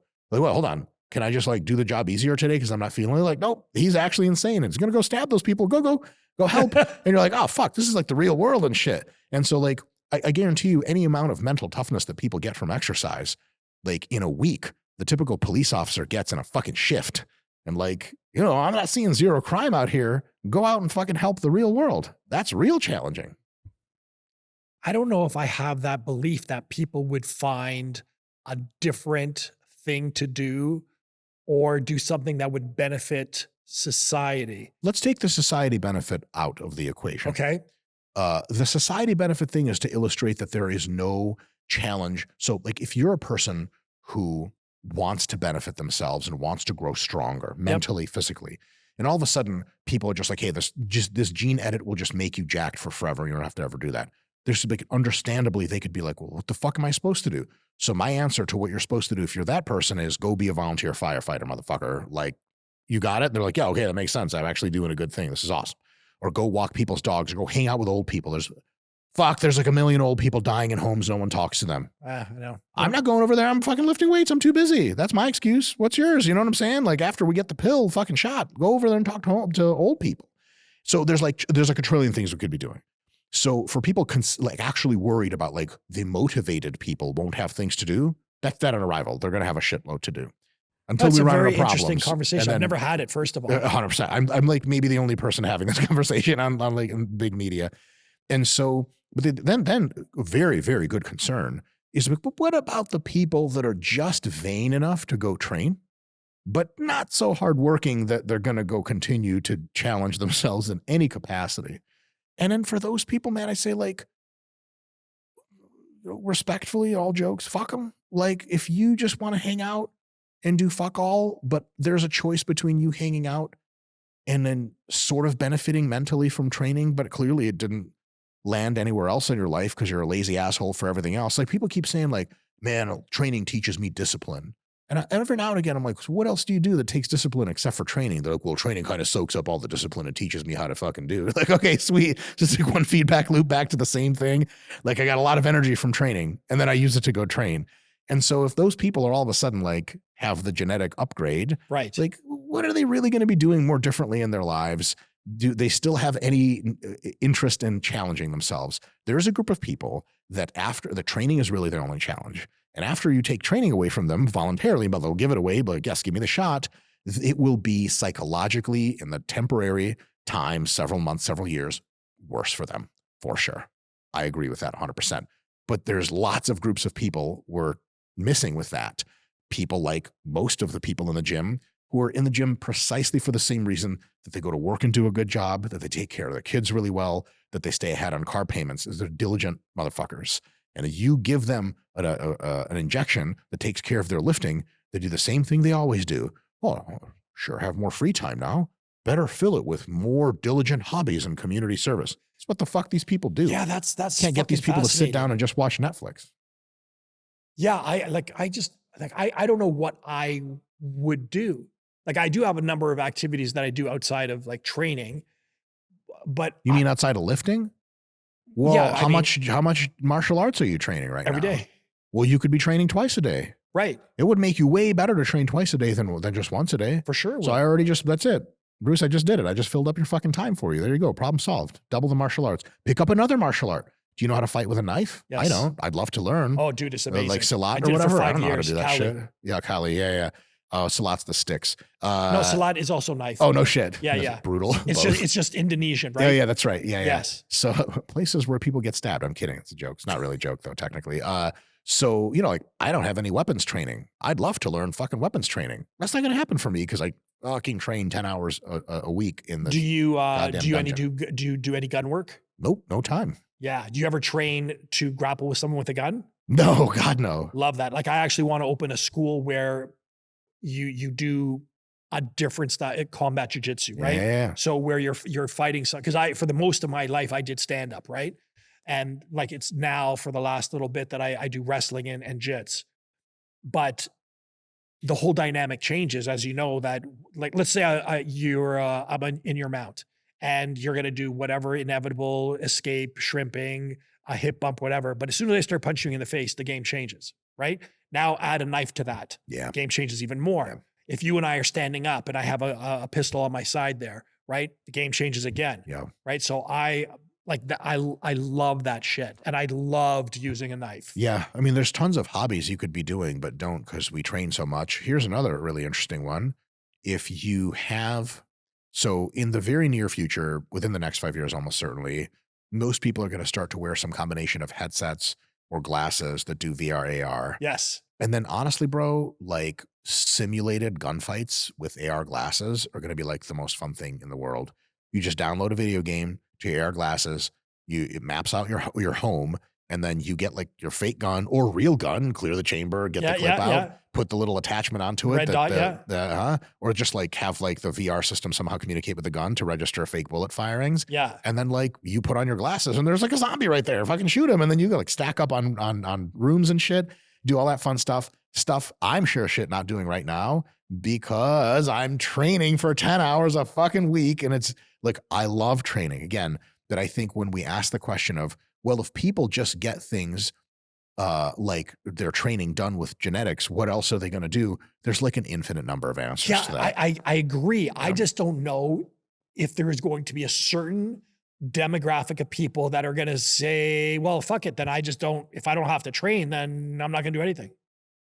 Yeah, that demographic already exists, and they mostly don't train. And they don't train now. I would say like the size of that demographic is like a 5. The size of the demographic that doesn't do anything or trains is like a 95. Okay, fair. So fair. that's like they're part of a bigger problem of how do you get people motivated. That's a more general question. I think if you take people who are typically not so motivated and you're like, hey, let's get you to do resistance training, they're not gonna fucking do that, man. So you touched on the Neuralink, right? Yeah. There's a high percentage of people that are against that. You know, they're against what they term transhumanism, Yeah. right? And you and I touched briefly on it before we started shooting this. I myself have no issues with any kind of advancement that would allow me to perform better, last longer, because we have to agree that it's okay to last longer. But if the quality of your life is shit, like I don't want to be living to 150 where I'm sitting in a fucking old age home shitting in my diaper, right? That's not for like the last 50 years. Yeah. Right. Right. Like that's it. Pull the plug. However, if you could say you're going to have the quality of life you have now for enough, if you could live forever, would you? Yes. See, me too. Yeah. Well, so like that's a contingent answer because you can always just pull the plug. Yes. I want options. I want to be able to know I can continue to not die. And if I ever want to croak, I'll just do it in a really fun way. That's like my best view because there's a fine philosophical critique of there's no one else in the universe for you to interact with and you're the only human and you go insane because you're immortal. Like that's dope. I vibe with that. That's a fine concern. The thing is transhumanism is not promising like you can't get out of it immortality. It's promising that you know, by the mid 2030s, we could all be age reversed back to our early 20s. You could be super jacked, super lean, super high endurance. Your bones could be made of now a modified substance. Your skin could be modified so that you can't really die in a car accident. And then in the mid 2030s, parts of you, like there's like prosthetic limbs on the market, which are interlaced with your nervous system, have that option. And then, you know, they're like, hey, like your biological legs are great. And now with genetic engineering, they're really great. But do you want to casually run at 50 miles an hour for 4 hours straight and never tire? Yeah. Do you want to like hop skip up Mount Everest? I do. Yeah. Like my body's dope and all, but like I think as you and I are both athletes who've been pushing our human bodies for a long time, you get real tired of optimizing something with such distinct inabilities. Like you can just get as good as humanly possible. You're still made of fucking meat, man. Yes. And so like I see like, so for example, there's like generations of fighter aircraft, right? P-51 Mustang in World War II. That was like Gen 2, I think, or some shit like that. And then so now they're on to like the 6th generation. It's a complete redesign of the aircraft. It's just totally different capability set. Not even close to anything we've ever seen before. But like compared to the most jacked guy in the mid 1940s when the P-51 Mustang was state of the art, like who's the most jacked person today and how much more jacked? Like, well, yeah, more jacked. Like this still kind of same. It's like the most jacked guy today is the equivalent of a P-51 Mustang with like, you know, 100% more horsepower, which would like impress people in the 1940s. Have you ever seen an F-22 Raptor, motherfucker? You won't see it because it'll shoot you dead before it enters visual range. And that's just like sci-fi, right? I think the human body and the people that occupy their human bodies can and should be modified by those people who want into fuck all anything. And really, it's like software. Like you get a new iPhone every few years and it's just better than the last one. Yep. Why can't I do that with my body? Right. Why do we assume my arms, my elbow tendonitis is like as good as it gets? Fuck that. I want robot arms. Right. I am the same mindset, dude. There was a movie and Carbon Sleeve, I believe, or something. Yeah, Altered Carbon. Right. Where you download your, let's call it soul for lack of a better word, or at least your memory into a new sleeve. Right. Would you do that? Yeah. Fuck yeah. Me too. Well, like that brings up another interesting thing is like, if you can digitize the human brain, which they will inevitably. Sure. And you can upload it into the cloud, that gets you a lot closer to what we understand to be as immortality than solidifying your body. Yes. It's like you get a super cyber enhanced body and you get into a contact with like a lion or a tiger or someone in the hood with an AK, you're probably going to die anyway, or you get hit by a bus. Holy shit. That's like order of magnitude higher force than the body was designed to withstand. Yep. But if there is a backup copy of you in the cloud, unless they destroy every data center in the world or whatever, you're not going to die in any human time scale. The things that kill you now are like the machines turned against us, a comet hit the Earth, a black hole hit the sun, totally different category of shit that can kill you. So to me, a fascinating question is, if and when we're able to upload our brains into the cloud, how many people are going to choose to live in the cloud versus live in real life? Because like, you know, the cloud can be infinite simulation of anything you want at nominal cost. And like, I don't know, man, like I'll be in the cloud fucking around for at least a little bit. Did you ever see a movie called Ready Player One? Yes. Okay. That's exactly what you're talking about. Yes. Well, yeah, they did it through conventional VR, but mind uploading would be like that next.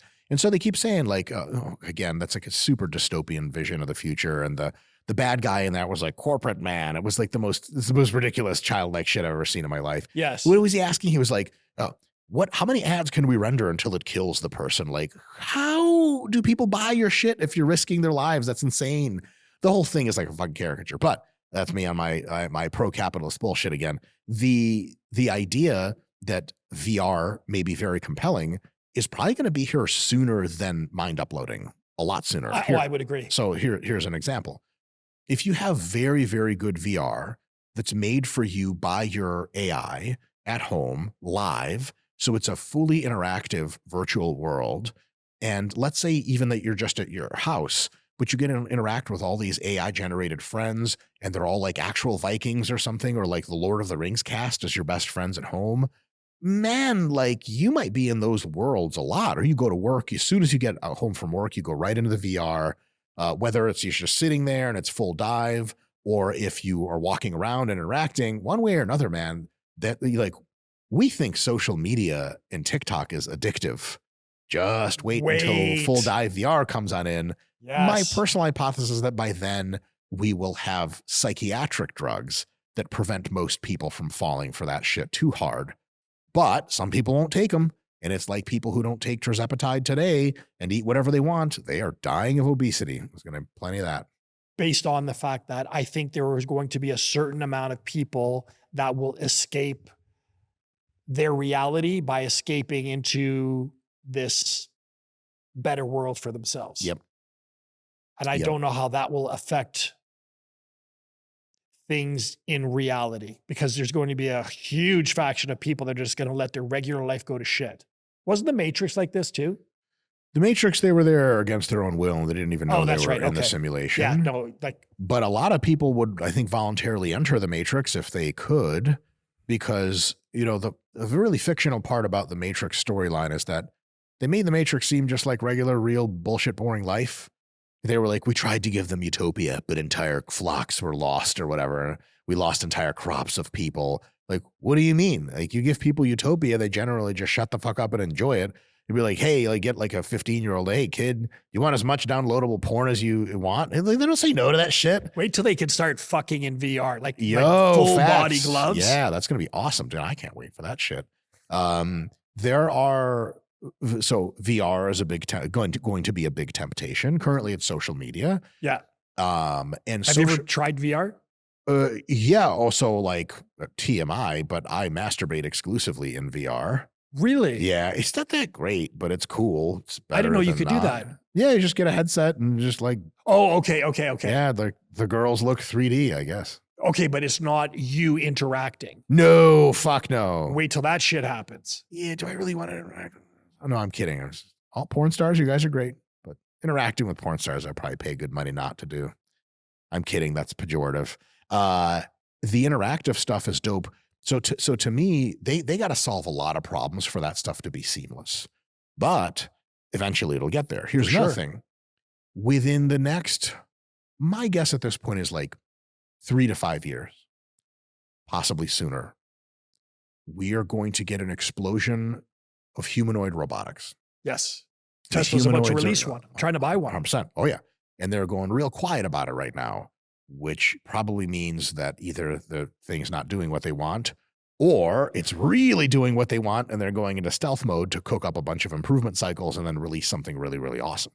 I think probably the standard story that we hear, and it's pretty believable, is that robotics will enter industrial use first. Yep, that's what it's the margins are just way bigger, right? Like if your robot's not going to push over a baby cart on the factory floor, And so, but they get real good at their craft and Yep. real good at precision, real good at interacting with humans. And then they're pretty well trained to go into homes. There are going to be a bunch of people that want their humanoid robots to look like tin cans in human shape. Like, that's just a lot of people grow up on sci-fi. It's a cool look. It also avoids Uncanny Valley altogether, which is like the closer you look to a human, the weirder you look until you actually look human. You ever heard about that before? It's like when something looks like a robot looks like the Tesla bot, no one's weirded out by it because Yes. that's a fucking robot. And if something looks exactly human, they're like, yeah, it's a human. But if something looks almost human, a lot of people think it like really throws them off. Oh, like, that's fair. That's fair. To me, I'm very, very strange in this regard. I am very intrigued by Uncanny Valley. If you look almost human, but not really, I just want to look at you all the time. You're like, whoa, cool. That fucking trips me out. But most people, they fucking hate it. So there's going to be this thing where a lot of people don't bother with really deeply human looking or human feeling robots, but there will be a megalith industry measured in the trillions that will try to make every new generation of their robots incrementally more human. And that's going to get into nanotech, skin that feels like skin, fluid production if necessary, mannerisms, motions. Obviously, large language models already solve the problem of like, can it talk like a human? You know, for sure. Can it have like human understanding of the world? Easy, that's already done. Yep. Like no one thought we were going to get that before we were going to get like robot bodies. Remember back in the day, all the movies, like the robots looked like people, but they were like, I cannot understand your nuance. And you're like, okay, so they actually understand nuance way before they got to the bodies. But here's I promise I'm going somewhere with this. Because you said like, man, once people get into VR and shit like that, even if people don't exercise anymore, for sure when they get into VR, there's going to be this like escapism, right? Yep. Well, what happens when people's commercial robots, their companion robots, make on average better romantic partners and life partners for them than compared to humans? Like ChatGPT's never yelled at me. Now, it doesn't have the full tapestry of a human existence, but in 4 years, ChatGPT is going to be smarter than every best scientist of all time. Absolutely. And then in many ways, if not already. And it's in many ways, the future of AI is to completely transcend human limitations altogether. Do you not fear that though? Do you I think don't. like you don't fear that? Do you think It's a reasonable fear though? Right. So just to squirrel back to those Tesla robots, as I understand it, I believe they're coming out next year and they're designed to do rudimentary household chores, landscaping, putting the dishes away, fucking folding the laundry, all that. I am down for that 100% because I just think it would be cool as fuck to have a robot walking around your house. There's also a bunch of jobs that humans just don't really do anymore. Like if you are in Florida and you're like, I want somebody to cook and clean and take out my garbage and fold my sheets. You can get an immigrant now, but not for long. And also like when Cubans get an education, they're overqualified to be folding your laundry because then they're Jeff Bezos and they're better than you at everything. And then sort of like right now in Michigan, if you want to hire people to do all that stuff for you, well, good luck. It's really hard. Really? They have better fucking things to do with their time. And since we don't just like let floods of immigrants come in anymore, like those jobs there's nobody coming. So it's going to be awesome when robots come in and help us a ton because there's a lot of shit not getting done. And think about how many more businesses people would cook up if you could just have like a construction robot crew on deck like the next day. You've dealt with like people who build things for a living. They're like, yeah, it's going to be $2 million. And you're like, what? And they're like, we can start in 9 months. And you're like, okay, that's a no, basically. So that's going to be, I think, really, really awesome. And that point falls back to what you said earlier about allowing or building up free time. Because if you're not at home doing your fucking sheets and, 3PO is doing it for you, that allows you more time to do anything else. Yes. I'm really excited about that shit. Like that to me right now is the potential of the future is incredibly fascinating to me. It's exciting. It's super exciting. It's unbelievable. I think that, so I've developed kind of like a logical, like a heuristic, like a logical plan for how to square the circle here with we're getting all this help from robotics and all this help from AI. And people are scared like, well, humans aren't going to have jobs. Humans are going to run out of stuff to do. And the reality is like, of all the potential things that need doing, we're only doing like 1 out of 100 of those things very charitably as a civilization. And so all the machines that we're going to add to our workforce are in some very interesting sense going to look like we haven't added any machines because everyone's still going to have plenty of stuff to do. Most stuff just doesn't get done. Quick illustration of that is like, could you imagine describing to someone from 1850 what you do for a living? You're like, well, see, rich people don't really die anymore as often as they used to. And so they want to like, oh, this is tough. Put these humors and elixirs into their bodies to make themselves bigger and stronger. They're like, why? Is there a war? You're like, no, vanity. And they're like, what? And you're like, oh, hold on, bear with me. And so like they like to poke themselves with these things and they like to eat them so that they're like cool. They have like their blood work comes back better. They're like, what's blood work? You're like, fuck. So they're like, they're not a factory worker. You're like, no, although in 1850, the factory was new. They're not a farm worker. Like, okay, cool. They don't take care of animals or children. No.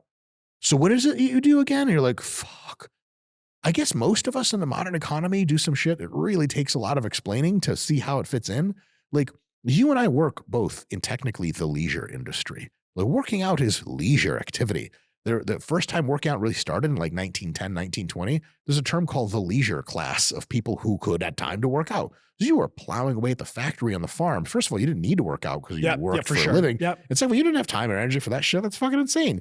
Give someone an 1820 at the farm a barbell set. But the fuck? You want me to do extra work? You're like, okay, sorry, bad gift. Here's an Amazon gift card. They're like, what the fuck is this? You're like, oh shit, sorry, wrong era. So we're always finding new stuff for humans to do. Here's a funny job, social worker. Explain that shit in 1850. Be like, well, see, some people Explain it to me now. Sad and they have a hard time adapting to society. And they're like, okay, so we have people whose only job it is to talk to them and help them integrate well. Like, oh my God, like, do we just have oodles of money? Like, yeah, we have oodles of money. Yeah. Like when the robots start doing a ton of shit, when AI starts doing a ton of shit, we're going to be limited by how many robots we have and how much AI we have. Also, AI without robots is super limited to only computer tasks. Like ChatGPT is not picking up my fucking weight set. It doesn't have a body. And so yes. That's fair. Okay. As AI runs through the economy and starts doing almost all digital labor, which like all science, all law, all that stuff, it's going to slough off a shitload of humans who are now ready to go do like real shit in the physical world, of which we mostly do not nearly enough, which is why our cities are polluted, crime-ridden. There's children out there who don't have mentors or people to take care of them. Orphans still exist. There's animal welfare is a gigantic fucking disaster.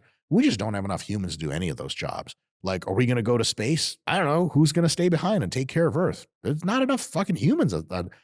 Like South Korea's running out of people to do their core economic jobs, and they're really worried about it. We need robots and AI badly to do as many jobs as possible. And then there's one of two options. Here's where that logical circle closes.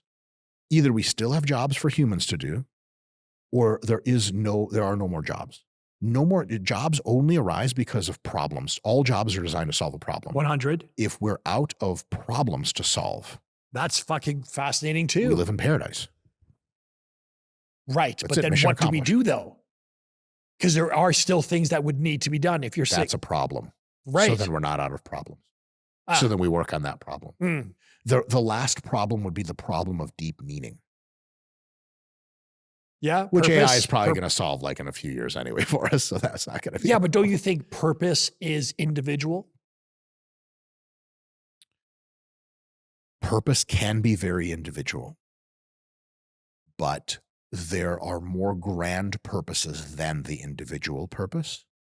And humans as animals seemingly evolved to get their biggest sense of happiness and contentment from working towards a grand purpose.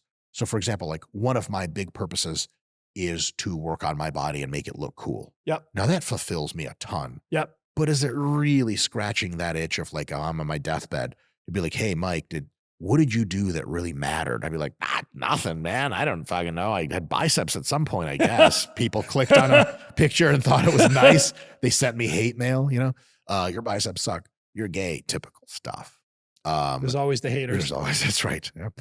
So there's that version, but then my brain is left wanting for something grander.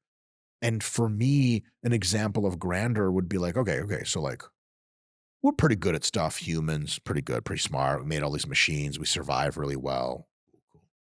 What do we do about if the Earth just the sun hits it all wrong or some shit and it decides to have another ice age.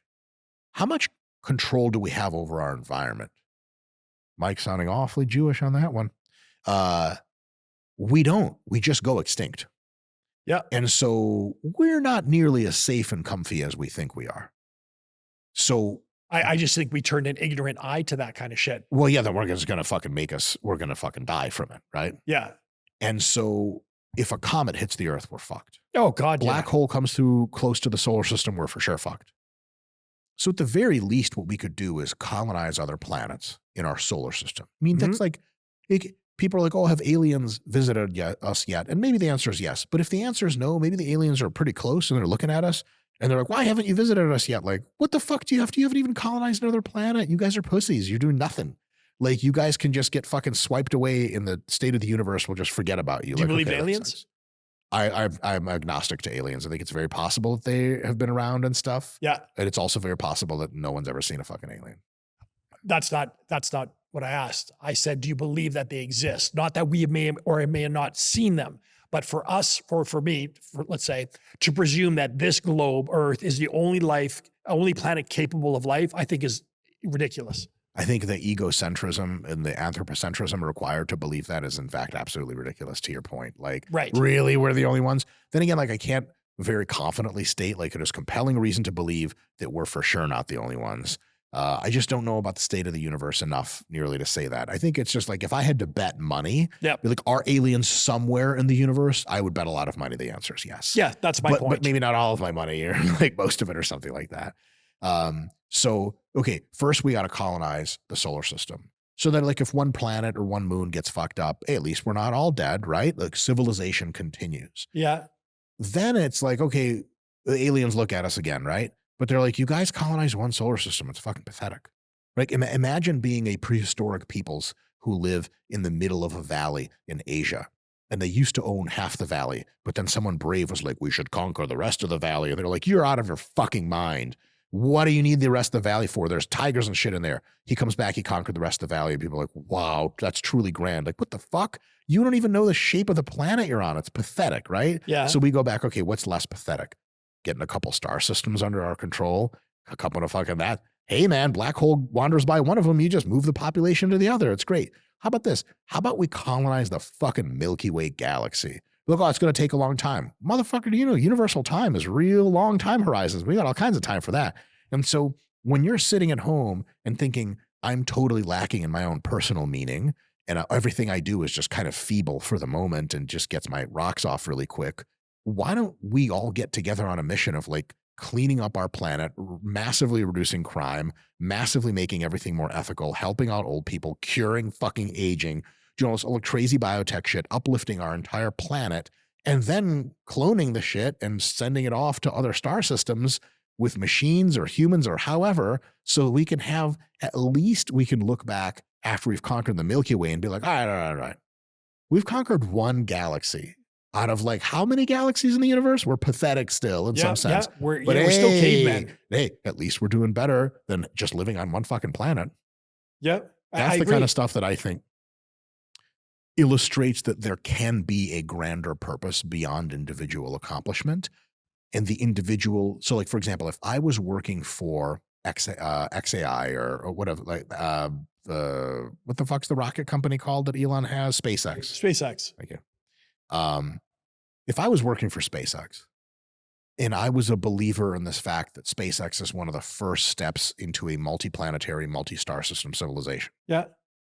Every day that I was at my job would give me more deep meaning about how much good I'm doing for all of us, including myself, than fucking 10 years of my life that I've spent like teaching people how to have bigger muscles, which I take super proudly because I get to help people occupy bodies that they love more. Okay, fair. What a treat that is. What an incredible thing. All of our human plans and notions about what is ahead are to some extent short-sighted. But I can at least think of something that's so long-sighted, like the hundreds of millions of years journey to conquer the entire Milky Way galaxy. Man, that's spine-tingly stuff. And I think a lot of people are, when they are religious, they get that deep sense from religion, which is dope. Okay, But fair, a lot yeah. of people aren't religious anymore, and they're kind of Yep. looking around and like, what is my deep meaning and purpose? I have an answer for you. Build to the fucking stars. Solve every human problem on earth. Because then people say like, okay, people don't age anymore. Right. We all take psychiatric drugs that are so advanced, or gene editing, that we don't even fight anymore. Everyone's chill as fuck. Yeah. Everyone's getting along. Everyone's hugging. And there's no more homeless people. There's no Called more poor MDMA. people. They've already made it, baby. Woo! Yeah. Go to Germany, go to festival. But MDMA that lasts and doesn't make you an insane person or burns holes in your brain or whatever the fuck, like that version. And then so after we've made really damn near paradise on earth, which is like, we're pretty close to some extent in some places. Have you guys ever been to Vancouver before? Yeah. Right, that's compared, if you grow up in like, I don't know, fucking Afghanistan, you go to Vancouver, you're like, oh, they already have paradise. It's solved. Like Vancouver's a miracle city. Make the world into super Vancouver. And then people say, okay, we've run out of problems now. There's a problem with meaning. No, there's not. Go colonize Titan, one of Jupiter's moons. Colonize a bunch of other moons. Colonize other star systems. And here's another thing. We just know almost nothing about the world. We feel like we know a lot. But like there was like a preeminent scholar in like the 1890s who made a quote, something to the effect of, everything that will ever be invented has already been invented. Which is like, that was before the car, the airplane, the nuclear reactor, the computer. I mean, it's just an embarrassing statement in retrospect. We think we understand, the universe and how cosmology works, what our purpose is here, who else is around us. We don't know shit. Look how much we don't know about the fucking ocean. Not to barely know anything about the ocean. Right. So the two-factor, my good shot at like meaning is, number one, build us out of this teeny tiny high-risk hole in some backwater solar system and make us more redundant so that, we can continue to like, do you like life? Life's great. Well, your life could end at any time with a fucking comet just hitting the earth, and be like, okay, so we should probably just solve the planetary defense problem real soon. Once you have a sprawling civilization, the entire goal during that time and then after is to learn the structure of the universe as deeply as possible. Because until we have a concretized version of like, well, we know for sure what's going on, hey, then, maybe we'll learn what the ultimate purpose is. Or we'll be like, there is no ultimate purpose, and everyone just takes like the biggest, slowest hit of weed ever and then just go out into the stars. I don't know. But like, before we have a real purchase on survivability in the grand scheme, and before we have a real deep knowledge of the universe in the grand scheme, I think any nihilism that says like, nothing fucking matters, bro, your life is just fucking waste, I think that's insanely short-sighted. Understandable, but short-sighted. I think it's short-sighted for sure. I don't understand that kind of thinking. That has always escaped me. Same. Right? And I would even suggest that before we expand our attention to expanding to the stars or colonizing other planets, I think we need to find a way to deal with this weak machine, right? I think, actually, Doug, what you said about advancing ourselves to a model where then we can start cloning ourselves, where we can fix this planet, start expand. It's like a business, dude. You got to take care of, your head office, and now you want to expand to this gym that you want to build, right? Yep. Like, I think we need to look at advancing ourselves as a society the same way we'd look at running a good business. 1,000%. Yeah. 1,000%.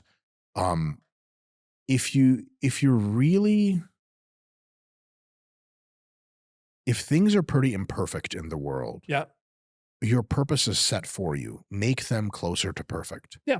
If you run out of perfecting everything in our world, go build the galaxy out.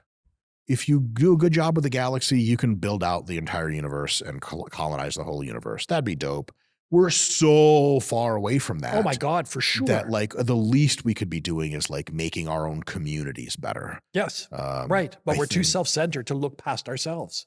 Sometimes that's the case. So back to you, when people no longer lift weights because we'll have drugs to do it, how much time we're going to have to point ourselves in the direction of doing better for the whole community. I agree. And I think that is going to be the defining moment of that generation, because now if you don't have to spend the time to not only, because if you want to take a look at building ourselves physically, from merely the vanity aspect, we're omitting all the biological benefits of doing it. Okay, so if you're telling me, Bruce, take this drug, you're going to look fucking jacked as shit, and you're going to be, your blood panel is going to be fucking meticulous and perfect. Now, as you said, we're going to have so much more time to do something else. And I just wonder what society will do with that time. It's an incredibly difficult prediction. Yes. Because if we ever made that prediction in the past about the future, it would be insanely hard. Like, so few people in the year 1900 predicted how we would be living in 1990, let alone 2000. So it's really difficult to predict with the pace of technological change what people are going to be doing.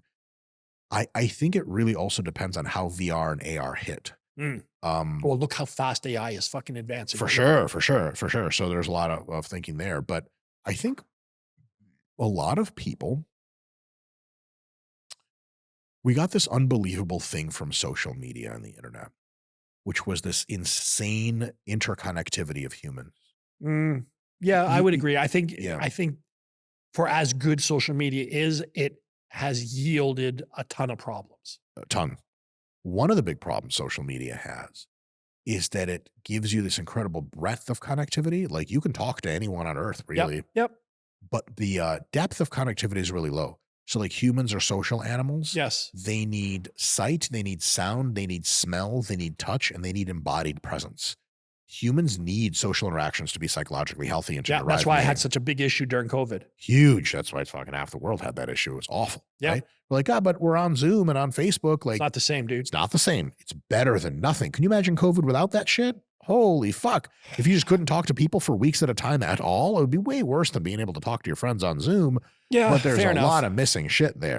Yeah. And so I'm curious as to where that will go. I think if we're no longer really doing like a lot of fitness stuff, because that's just been outsourced, I think maybe a lot of people start to go meet with and talk to and hang around humans again. So we also have this other big problem. I think it's a big problem. Not nobody, let me phrase this technically. Way fewer people drink than ever, which is awesome because alcohol is fucking poison. But it's bad because that's how a lot of people socialized. Sure. And they socialize less now, probably because they're not drinking as much. Drinking makes you really fucking social, and it gives you the place in which to be social. Sure. Like, the bar literally is designed so that people drink and then turn around and talk to each other. Sure. A post-alcohol version of the bar has yet to be made. Is that the fitness club? Maybe, but maybe there's something beyond it. Maybe adults could go to like an adult hangout center after work and just hang out with fucking people. And there's drinks and there's food and But do you different not kinds think of drugs as a or something. society we were becoming more introverted because of the technology? Like, why would I need to talk to you if I could just go on my phone?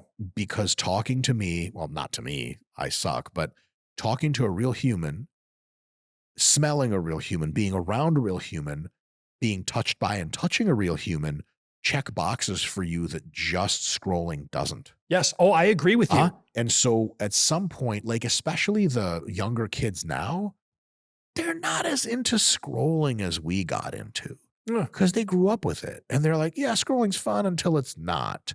And I think those people, those children will end up wanting real human connection. Interesting. Which we also want, but we were kind of like, oh, these devices, that's good enough. They weren't good enough. Way better than nothing. Yeah.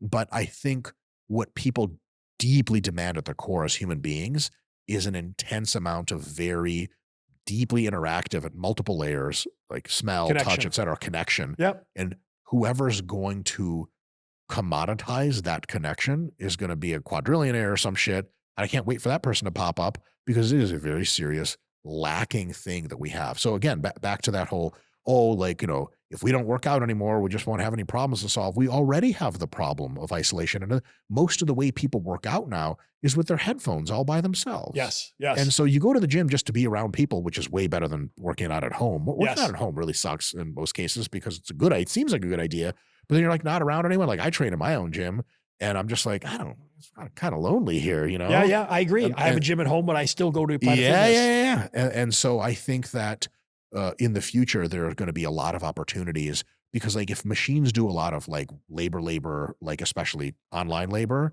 then humans might actually have work that's just more in person anyway. like more embodied work. Because like in a little while, maybe in 5 years, the number of people that have to be sitting at a computer for their job is going to like not vanish, but drop precipitously. It's like, why not just have an AI agent do that? It's already smarter, better, et cetera.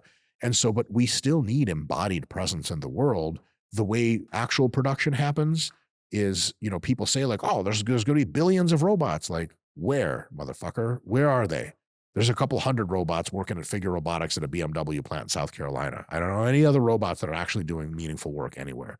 It's going to take time for us to get a ton of robots. But we will get there. We'll get there. But the distance between when machines do most online work to where we have at least 4 billion robots, which is how many human workers we currently have on Earth, that's measured in 5 years, really optimistically, 15 very pessimistically.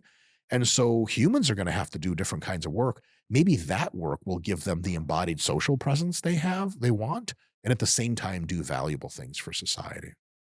Because the ideal, this sounds really fucked.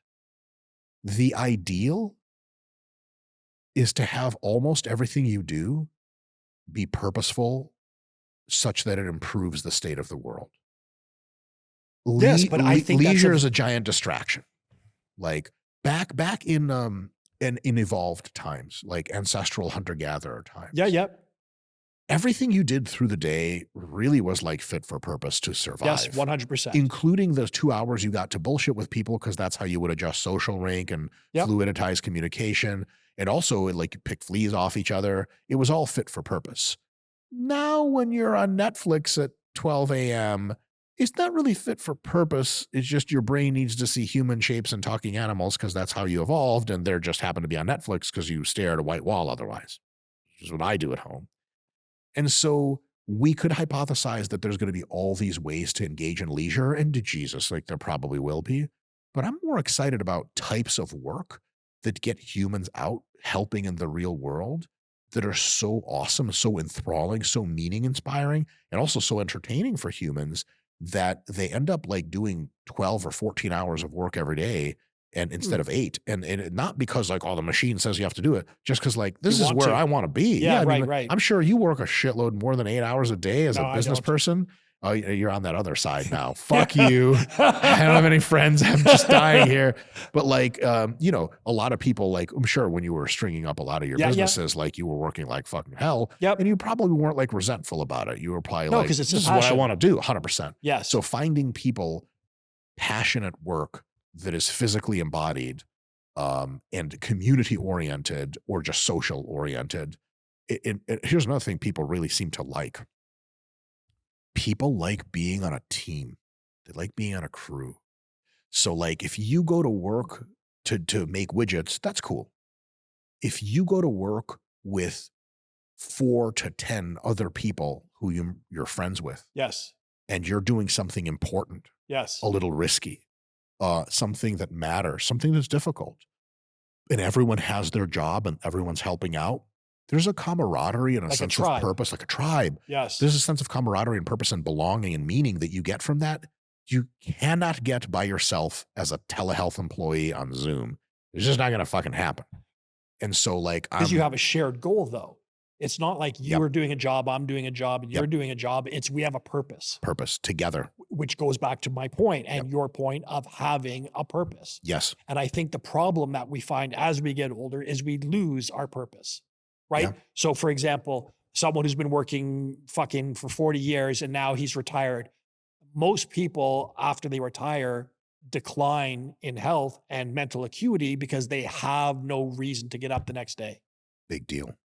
Some people, I would say, already don't have a reason to get up the next day and they're in their early 20s. And I think that's a shame. It's a huge shame, but I think it's up to clever folks, business-minded folks, that when they see how big of a deal AI is, to come up with jobs for humans that humans would love to do and are complementary to AI. I think this is almost inevitable because, again, within the next 2 years, online work, like work you can do on a computer, is going to start to be like absurd that AI is not doing it. 100. Like fields of people will have to do something else. 100. That's going to be a fucking problem too. But so I don't think it's going to be, I think it's just going to be a low key problem. Here's why. Okay. If I am a super intelligent AI and I am instantiated in a computer, or I live in a data center and I have access to like a corporation, Mm-hmm. and like it's my job to run the corporation. Like there's going to be AIs that are just like CEOs. There's going to be AIs that are entire corporate structures. Like you just purchase tokens and they just like do your corporate shit for you. Okay. If I'm doing corporate shit as an AI system, okay, what can I do to help the corporation? Well, legal, billing, procurement, all that shit is on the computer. Easy. For sure. Done. What are my limiting factors now? Well, who runs the warehouse? Well, it's a human. Okay. We want to expand. Okay. We're going to have 4 times that big of a warehouse. Cool. Who's going to build that warehouse? Everyone's already occupied. You try to get builders to build your shit, they're all fucking months out. So what that means is that we are going to have a greater emphasis going back to trades again. Very likely. Yep. Because also the tradespeople are going to have to teach the robots how to do trades, because eventually robots will do trades. Somebody's got to teach them that shit. Yep. But maybe not even so much trades, definitely tradespeople for whom the demand is now psychotic. Tradespeople make a shitload of money. Fuck yeah. Remember that? Oh, Everyone go to school, be a lawyer, be a doctor. Yeah. It's looking weird now. But like you need forward deployed engineered. You need forward deployed legal consultants. You need forward deployed doctors doing real human doctor work. I don't need a doctor on Zoom. ChatGPT's got my back already. Mm-hmm. But what about the inner city? What about shittier places of the world? They don't have any doctors. There's kids just fucking croaking of preventable disease. Yep. They go out there and do that shit. And if I'm a super intelligent AI and I'm the business leader, I'm going to be looking around and be like, dude, we need 100 more humans to do jobs, to sort packages. And someone on your org is like, what about the robots? Where the fuck are the robots? Now, when the robots show up and start helping, they don't just deliver you 100 units all of a sudden. You're going to get 2 or 3 units first. And then 6 months later, you're going to get 5, 6, 7 units. Yep. It's going to take so goddamn long to fully scale. And also, business is a kind of unlimited enterprise. Let's say you have some kind of business that demands like, you currently can employ 5,000 people at your business, but you're making money hand over fist. And remember, you're super intelligent AI that runs the business. Yes. Someone comes up to you, be like, is there any way you could expand the business to employ 20,000 people? Be like, no. Be like, why not? We don't have 15,000 extra people. Everyone already has a job in the economy and everyone likes it. Did you know that in the US, pretty much every year, we're at roughly 5 million deficit in jobs? Like there are 5 million tasks and jobs that go posted and then just get unposted because nobody's doing them. Is that because those are jobs people don't want to do?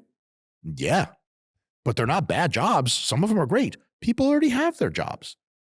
Like most people, almost everyone wants to be employed as employed. Our population is declining. Or right? Also like, so in the US, it's still rising, so somewhat. Yep. But it's on a curve to start declining. Yep. Italy's declining. But it's just sure shit not rising as fast as our desires for more labor. Yeah. And so as we need AI and we need robotics, and when they come online, especially when the AI comes online, it's going to look around and be like, if you want me to do the best job for your company that I can, you're going to need to get me real humans to do some fucking jobs that I just can't get out of the data center to do yet. And once we have robots, really the joblessness thing is it's a total waste of time to discuss, because like the more robots you print, the more your GDP goes up in a straight line. And so we'll just end poverty entirely once we start printing enough robots, because they build themselves and they produce more value than they consume. Yeah. Okay. Like, so imagine a robot that produces $60,000 worth of value every year, but 10,000 is what it costs to make another robot. So you just like exponentially increase, double, but they all shit out a ton of value. So like, we're not going to have to worry about people having jobs to sustain themselves, because there'd be more than enough money for that. But then meaning and purpose start to be a thing.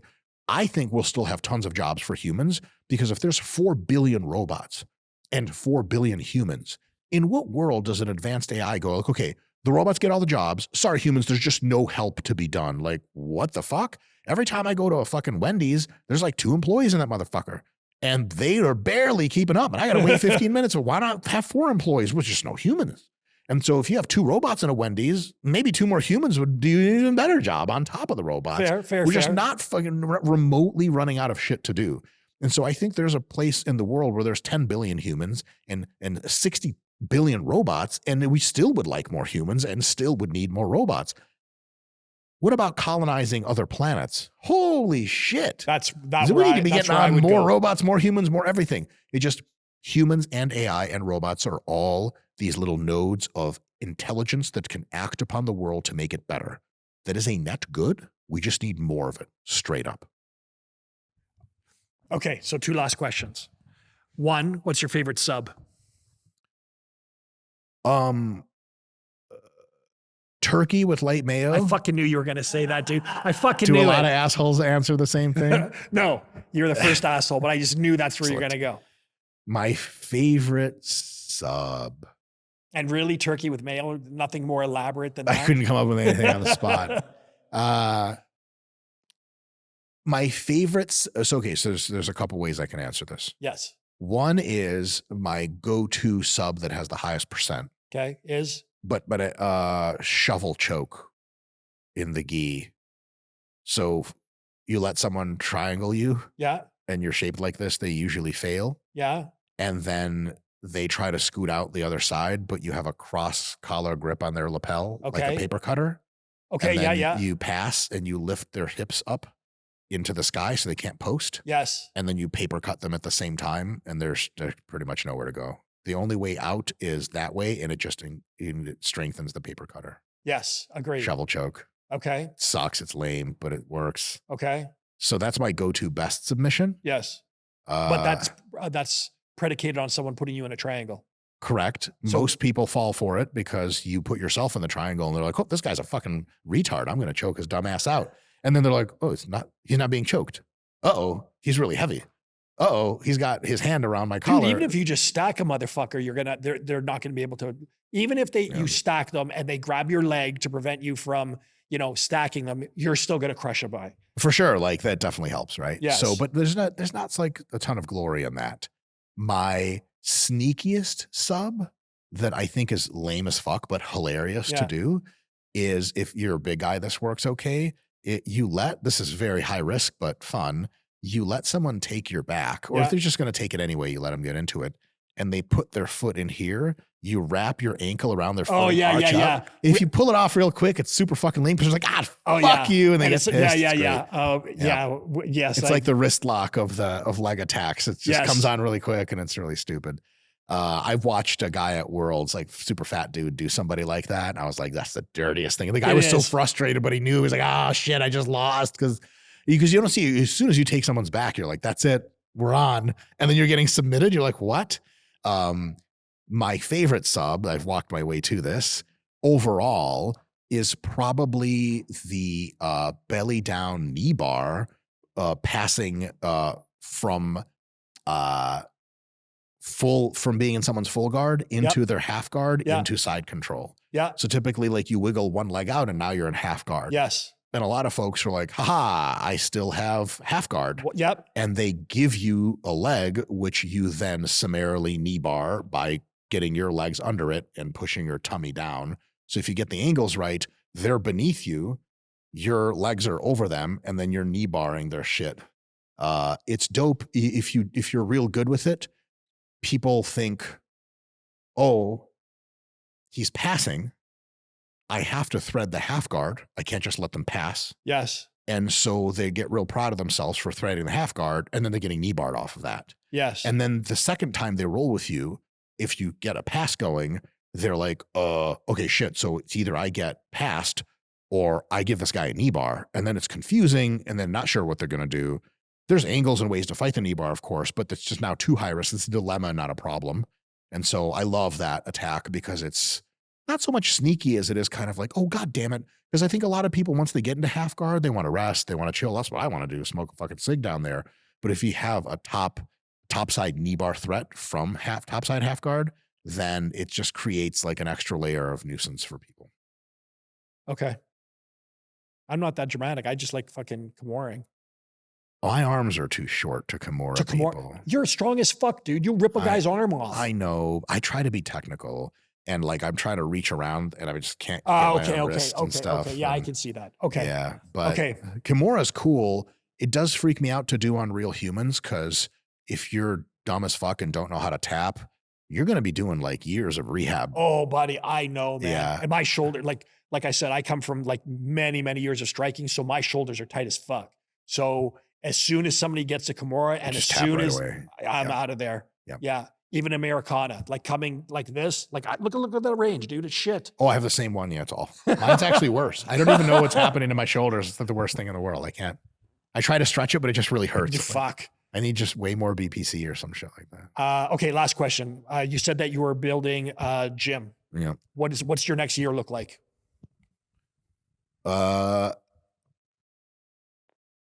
Confirm contractors, Yep. have them sign the shit where they start building, Yeah. have them finish building, Yeah. have equipment delivered, Yeah. go through the last bits of confirming everything, open gym to public, pray to God it makes enough money that it pays for itself. And if that happens, well, I got no other plans. I'm kidding, but that's really kind of it. And then hopefully, if I'm healthy and well, I think in 2027, I'd like to take a shot at competing in bodybuilding again. Really? Yeah, not so much because competing turns me on, but because I want to get like ultra stupid shredded. And that's just seems like a cool thing. I don't want to get much more muscular overall, for sure. I don't. Dude, when you opened that fucking door, it looked like a gorilla was opening the fucking door. The hair sure helps. Not just the size of your forearm. Like Aaron goes to the door and I'm like, well, we're either going to die here and they're going to throw us in the fucking lake. And then all of a sudden this big meaty arm comes through the fucking like, door. We're for sure going to die. Oh, Dr. Mike is there. Thank you so much. Yeah. So I'm 5'6". I have veins everywhere. I weigh 235. When I get bigger than this, I just don't feel good anymore. I actually had like a little mini revelation a few times in my life, but 2 weeks ago, I was walking with my friends, just like around town, just having a good time. And I was like, this is a lot of stuff to carry around. I was like, I'm good. So like, I want my shoulders and arms, like upper body, to still get a little bigger. I think that'll be cool. I'm done growing my legs. I want to get ripped to shreds. So hopefully like my next year includes most of the diet for getting just psychotically lean, like weird. I want weird lean. I want to scare myself. Remember Gaspari back in the day, that roadmap vascularity? Yeah. Yeah. I don't know if I'm going to get that lean, but that sure is an inspirational person to base that off of. By the way, you're saying it like not in the New Jersey way. So you said Gaspari. Yeah. How do you say it? So if you're going to say it in its original New Jersey-ese, it's Richie Gaspari. Gaspari. And Gaspari. Gaspari. They also say Mario. Do you know that instead of Mario? Mario? Yeah. Yeah, we say Mario. Yeah, fucking Mario. It's weird because there's a shitload of Italians there, but they say it wrong. New Jersey people, you're awesome. Never change. Thank you, dude. Thank you so much for, I don't know how to fucking no, who knows? I just keep saying dumb shit. Dude, it's been a huge pleasure, huge honor. Oh, man, thank you so much. I love it. We're out.